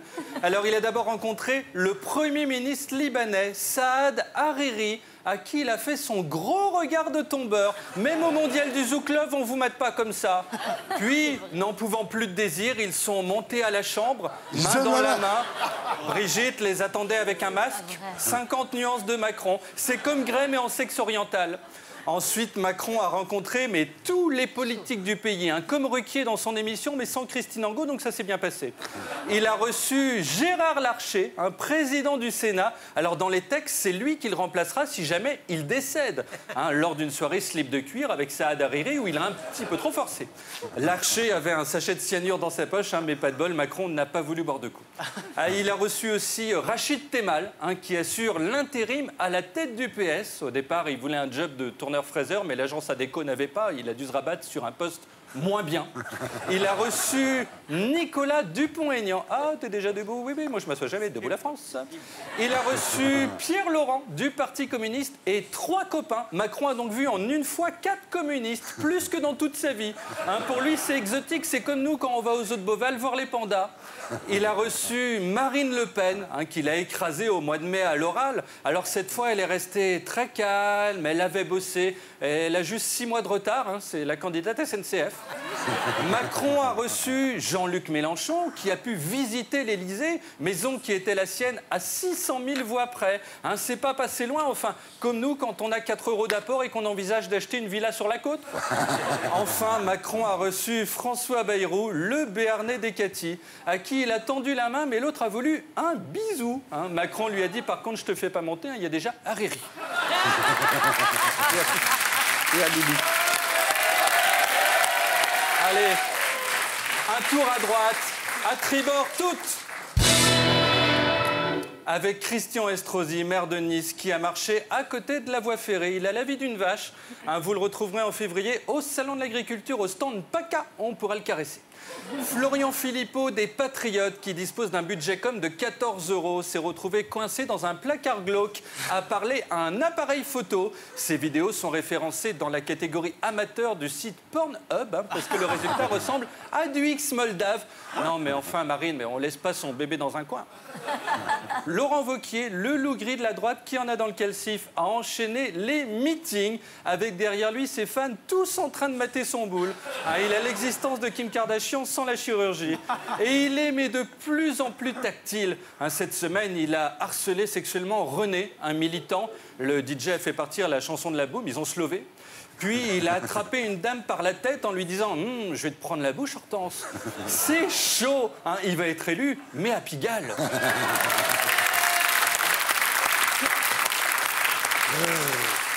Allez, un tour à gauche, à bâbord toutes. Avec François de Rugy, président de l'Assemblée, qui a fêté les 90 ans de la LICRA. Ces gens qui sont contre le racisme et l'antisémitisme. Enfin, il ne va plus rien nous rester en France, c'est nos traditions. Alors, il y avait l'écrivain Marek Alter, qui n'a plus que 10% du visage sans poils. Quand il se balade en montagne, les chasseurs lui tirent dessus en hurlant « Boudiou, Blaieti ». Mais aussi Enrico Macias, la personne qui déteste la guerre et aime l'amour. S'il avait un petit cul, il se présenterait au concours Miss France. Ainsi que, regardez, Tom Cruise dans son blouson de Top Gun, qui avait l'air claqué, on le reconnaît à peine. Je sais pas. Alors François Hollande, lui, s'est rendu en Belgique, à Molenbeek, l'usine à djihadistes. Du coup, il est fiché S. Il y a le raid de Tulle qui surveille la boulangerie où il prend ses chouquettes. Et il a rencontré Plantu et Philippe Geluc. Avec lui, ça faisait le plus beau plateau d'humoristes depuis le festival Juste pour rire. Sinon, Gérard Filoche, auteur d'un tweet antisémite, a été exclu du PS. Ils étaient 2 en tout, donc il en reste 1. Le prochain qui pète un câble, il s'exclura lui-même et éteindra la lumière. Alors Benoît Hamon, vous vous souvenez de Benoît Hamon? Oui. Interrogé lundi à la radio sur l'affaire Filoche, est tombé des nues. Quoi, Filoche? Ah bon? On en a parlé tout le week-end? Non. Et on a marché sur la Lune en 69? Quoi? Hamon, c'est le seul politique qui vient à la radio pour écouter le journal de 8 h et savoir ce qui se passe dans le monde. La prochaine fois, il va venir en chaussons, quoi. Enfin, Ségolène Royal est partie en Laponie. On la voit en une de Paris Match avec sa chienne Ségolène. Elle l'a baptisée du nom de la personne qu'elle admire le plus. Avec ses nouveaux amis, regardez, elle a dégusté des saucisses de Rennes. Donc le Père Noël ne passera pas. C'est Ségo qui a bouffé les bêtes qui tirent son traîneau. Super. En dessert, elle a dévoré 5 lutins. Donc le 24 décembre, il n'y aura rien. Bien joué. Et la magie, alors? On est chez nous, ils sont chez eux. On part à l'international avec Elisabeth II et le prince Philippe qui ont fêté leur 70e anniversaire de mariage. Ils faisaient déjà l'amour quand Juppé était en couche dans son berceau. Ensuite, ils allaient chasser le ptérodactyle. Alors, ils ont posé, elle assise, puis tous les deux debout. Ensuite, ça n'a pas été pris en photo, mais ils ont fait du skate, parce qu'ils ont la pêche, ils n'ont jamais bossé. Elisabeth a déjà vu mourir 19 générations de chiens. En 2060, elle sera toujours là. Alors sinon, on a appris que le président algérien Bouteflika visait la réélection en 2019. Enfin, lui ou les mecs qui le manipulent, parce qu'il ne bouge plus depuis 4 ans. Il a une seule expression pour illustrer la surprise, la peur, la colère, comme Nicole Kidman, mais sans Botox. L'Algérie, c'est la nation végane, la seule à être dirigée par un légume. Mais enfin, foutez-lui la paix, quoi, franchement. C'est un être humain, pas une marionnette. Achetez le DVD de Jeff Panaclock si vous avez envie de vous marrer, je sais pas, quoi. Sinon, Donald Trump a gracié une dinde de Thanksgiving qui donc ne sera pas mangée. C'est une coutume étrange. C'est comme si chez nous, pour Pâques, Macron graciait un lapin. Ce à quoi Strauss-Kahn répondrait « Merci, Monsieur le Président, de m'avoir choisi moi. » Allez, on passe au coin des copains. Car vous aussi, autour de la table, vous avez peut-être fait l'actu. Un exemple, Raquel, qui est passée du côté obscur de la force, puisqu'elle est devenue soldat de l'Empire galactique. Hein, si elle croise Marie Calter, elle va lui tirer dessus pensant que c'est Chewbacca. Ce qui tombe bien, parce que quand on est poilu, un coup de laser et il n'y a plus rien. Sinon, on a retrouvé le fan de Natacha au sourire le moins naturel du monde. Il a croisé Virginie Calmels et a fait le même. Donc ce n'est pas un fan, c'est un star smiler. C'est comme les starfuckers, mais avec les dents. Enfin, vous Thierry, vous n'arrêtez pas. Vous buzzez comme un malade. Ça buzz, ça buzz, ça buzz. En septembre, vous aviez fait un doigt à Jean-Michel Apathy, le pauvre. Hein, et là, vous en avez fait un à Twitter, hein, carrément. Le prochain, ce sera à la planète et ensuite à la galaxie. Hein, vous vous servez plus de votre doigt qu'un médecin chargé du dépistage du cancer colorectal. Je veux dire, techniquement, vous êtes classé comme travailleur manuel. Alors, on vous a critiqué parce que vous avez vanné un YouTuber, hein, ces gens qui sont filmés comme nous, mais qui, eux, se font du fric. Hein, d'où votre réponse illustrée, bien sûr. Enfin, le moment mignon. Miaou. C'est le président Macron qui a reçu des enfants à l'Élysée. Hein, il leur a montré des vieux trucs d'époque, comme les lampes, le bureau, mais aussi Jacques Toubon. Puis une fillette, le voyant, s'est mise à pleurer. Hein, des gosses de 10 ans sont fans de lui, quoi. Macron a la même vie qu'un youtubeur. Non, Thierry, non. Ensuite, les gamins ont été gérés par Brigitte, qui, à l'habitude, hein, c'est elle qui a pris en charge Macron alors qu'il n'était qu'un jeune, avec cette sébum. Voilà, c'était une semaine sur la Terre. Salut les terriens. Bravo, c'était Tanguy Bastiot. On le retrouve ici la semaine prochaine. Et d'ici là, sur c8.fr.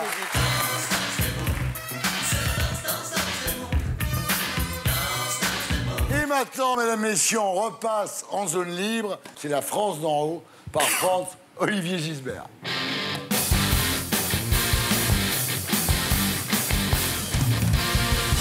Eh oui, il est l'heure de passer à l'interview de Simplet. Simplet reporter. Simplet reporter est allé jouer à l'ingénu avec Manuel Valls. On regarde. On m'appelle Simplet. Ça va? Et vous? Bien, asseyez-vous. On m'appelle Simplet. Pourquoi cette barbe? Ça, vraiment, ça c'est une question, François-Olivier Gisbert, vraiment, ça. Et pourquoi pas? On m'appelle Simplet. Les médias disent, il met de l'huile sur le feu, il stigmatise, il fait des amalgames. Oui, bah c'est toujours les... Ouais, c'est pas un peu vrai, tout ça? Non, pas du tout. C'est toujours les mêmes mots. Non, je dis les choses telles que je les pense et depuis longtemps. Et puis surtout, ce qui compte, c'est sa propre cohérence. C'est-à-dire, moi, j'ai le sentiment que ce que j'ai dit sur la montée de l'antisémitisme, sur cet antisémitisme nouveau, cet antisionisme, cette haine d'Israël et des Juifs, qui est portée notamment dans les quartiers populaires, et souvent par des individus de culture, de confession musulmane, et loin de moi, d'ailleurs, de créer l'amalgame. On m'appelle Simplet. Pourquoi vous êtes intervenu, par exemple, dans cette polémique entre Charlie Hebdo et Louis Plenel et Mediapart? Mais enfin... Pourquoi? Parce que ça ne vous regardait pas, d'une certaine manière. Pourquoi ça ne me regardait pas? Ça nous regarde tous. Charlie Hebdo, je me sentais pas, avant janvier 2015, en adéquation avec les idées, la philosophie, le ton de Charlie Hebdo. Vous n'aimez pas l'humour? Ah si, mais même à mon détriment. Mais à ce moment-là, Charlie Hebdo, et d'ailleurs ça avait commencé avec le procès sur les caricatures de Mahomet, à ce moment-là, Charlie Hebdo, c'est la France. Et nous sommes tous Charlie. Or, aujourd'hui, en expliquant, comme le font certains, que Charlie Hebdo, ou moi, mais mettons ma petite personne de côté, Charlie Hebdo fait la guerre, pour reprendre les termes, fait la guerre aux musulmans, c'est très grave. On les désigne de nouveau comme une cible. Et c'est pour ça que j'ai pris parti pour Charlie Hebdo et pour Riss, son directeur, qui dit « Vous êtes en train de nous condamner une deuxième fois ». Donc c'est plus un débat d'idées, là, seulement. Là, c'est grave. On m'appelle Simplet. C'était Louis Plenel qui a dit que, effectivement, Charlie Hebdo faisait la guerre aux musulmans. Absolument. Hein, c'est lui qui l'a dit. C'est quand même un très, très grand journaliste que le monde entier nous envie. Peut-être, je vais réfléchir à la question. Mais, allez, ça a été le patron du Monde.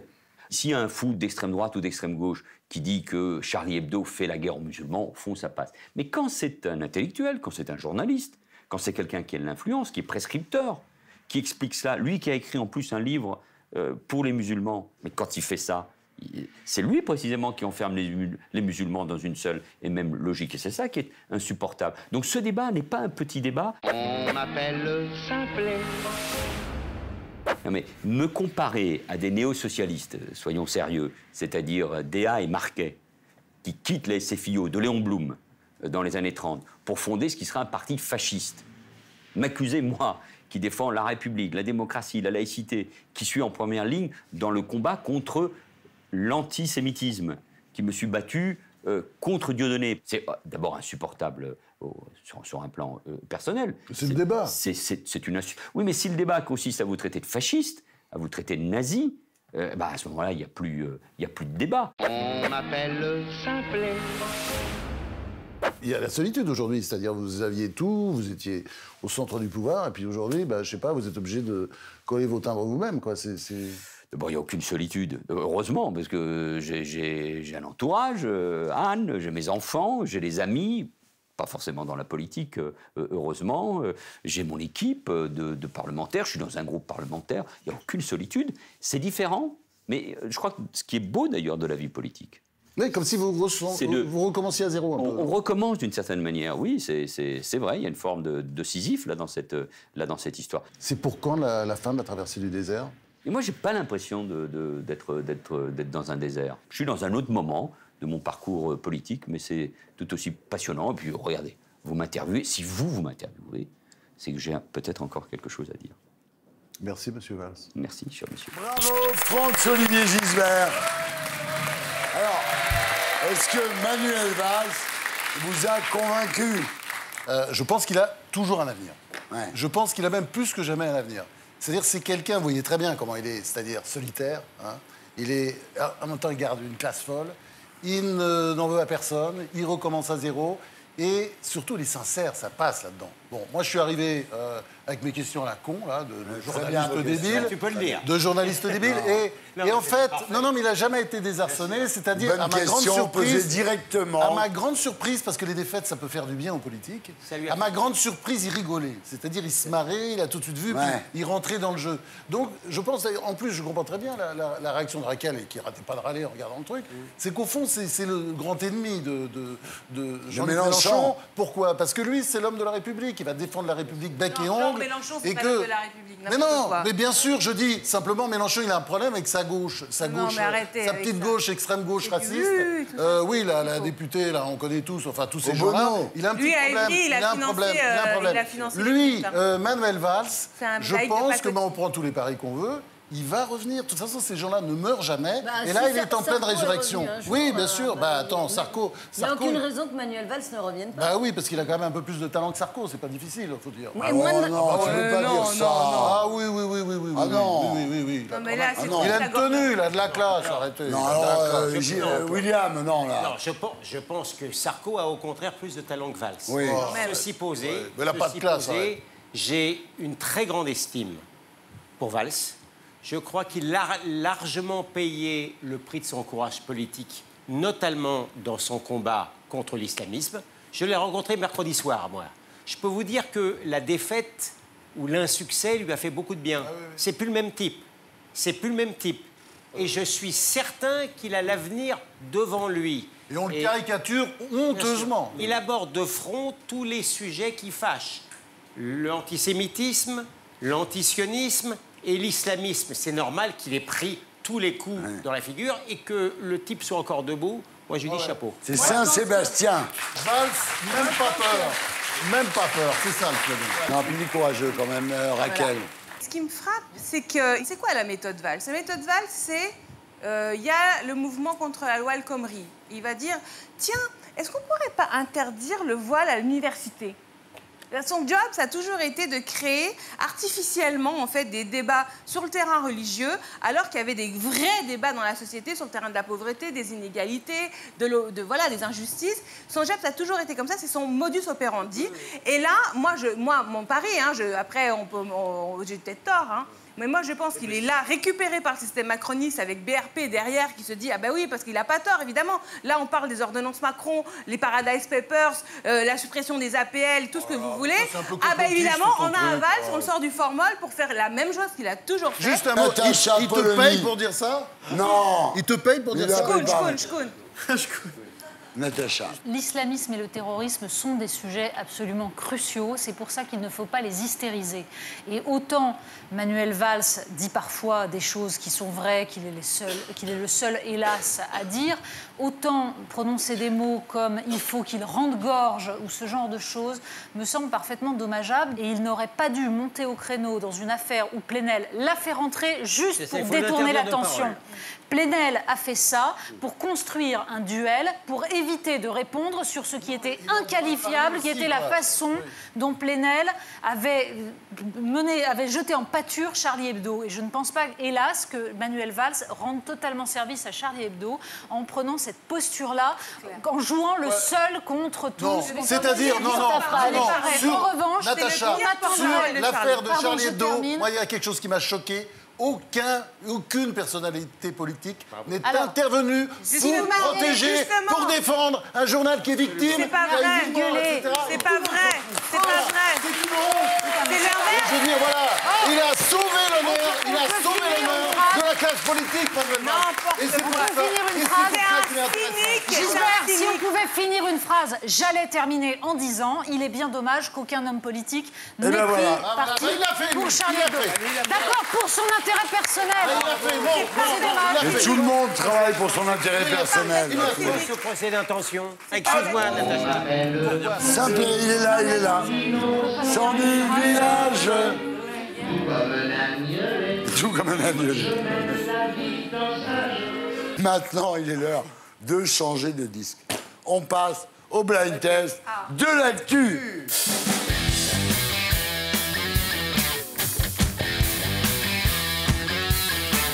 Alors, vous écoutez la chanson, vous savez à quelle actu elle correspond, et là, vous répondez. Musique. Merkel. J'étais pas prêt. Attends. Non. Pense à autre chose. Faut faire la phrase. Faut faire la phrase. Angela Merkel. Autre chose. Complètement désavoué. Sayan Soubacrou.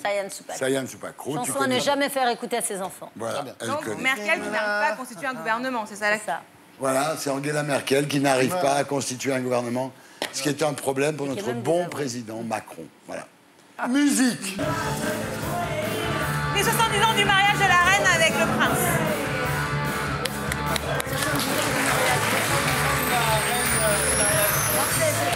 Les 70 ans du mariage.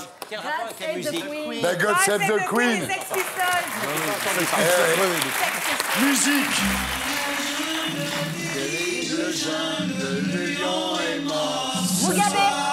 Mugabe, non, il est pas mort. Mugabe.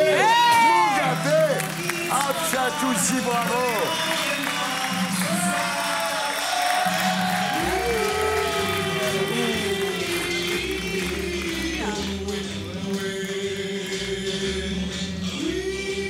Elle est bien la chanson. 93 ans, c'est ça? Ouais. 93 ans, il a ce monsieur. Mais il est bon. Quand on dit qu'il faut laisser la place aux jeunes. Bah non, je suis désolé. Moi, je dis qu'il pouvait faire encore 10 ans de plus. Attention, musique.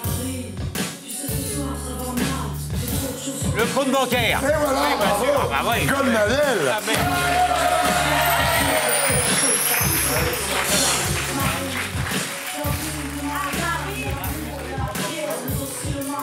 Eh oui. Ça fait du bien de réentendre. Encore gagné. James. Tu penses que tu vas gagner? Ah oui, je le sens bien là. Non, mais j'ai pas l'impression. Attention, là c'est compliqué. Moi, je crois Parce que ça se passe à l'étranger. Ah. C'est un indice que je vous donne. Hein. Charles Manson. Ouais.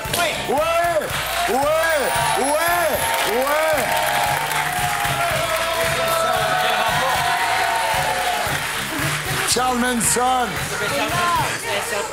Comment t'as trouvé ça? Pour la première fois de sa vie, il va gagner. C'est impressionnant. Oui. L'intuition. Dès qu'il n'y a pas le buzzer, tu gagnes. Ce c'est buzzer, fini. franchement, Ah bah, bien sûr. c'est une honte, ce buzzer. Ouais. Qui a gagné, Stéphane? Merde. On a besoin d'un super banco, parce que tu avais gagné.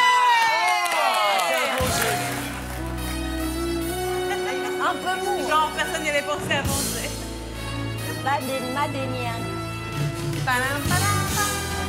Attention, tout le monde est concentré. Musique.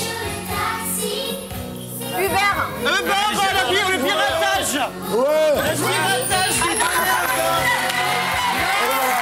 C'est Jeanne. Je ne suis pas d'accord.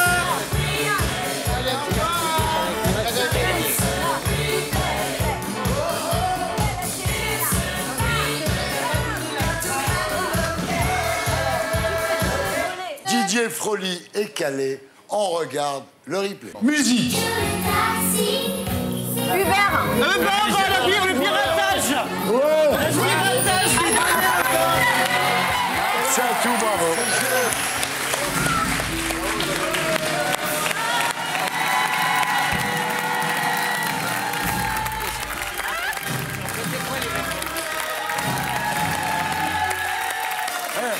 T'as déjà gagné l'ours rouge. Ça va. Mais je gagne quoi? De l'argent?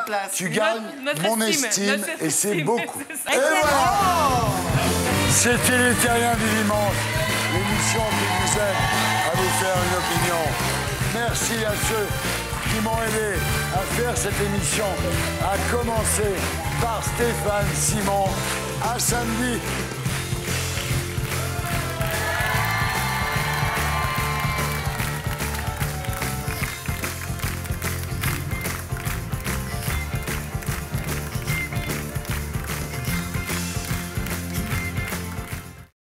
Et pour être sûr de ne rien rater de Inarditube, abonnez-vous et mettez un pouce bleu.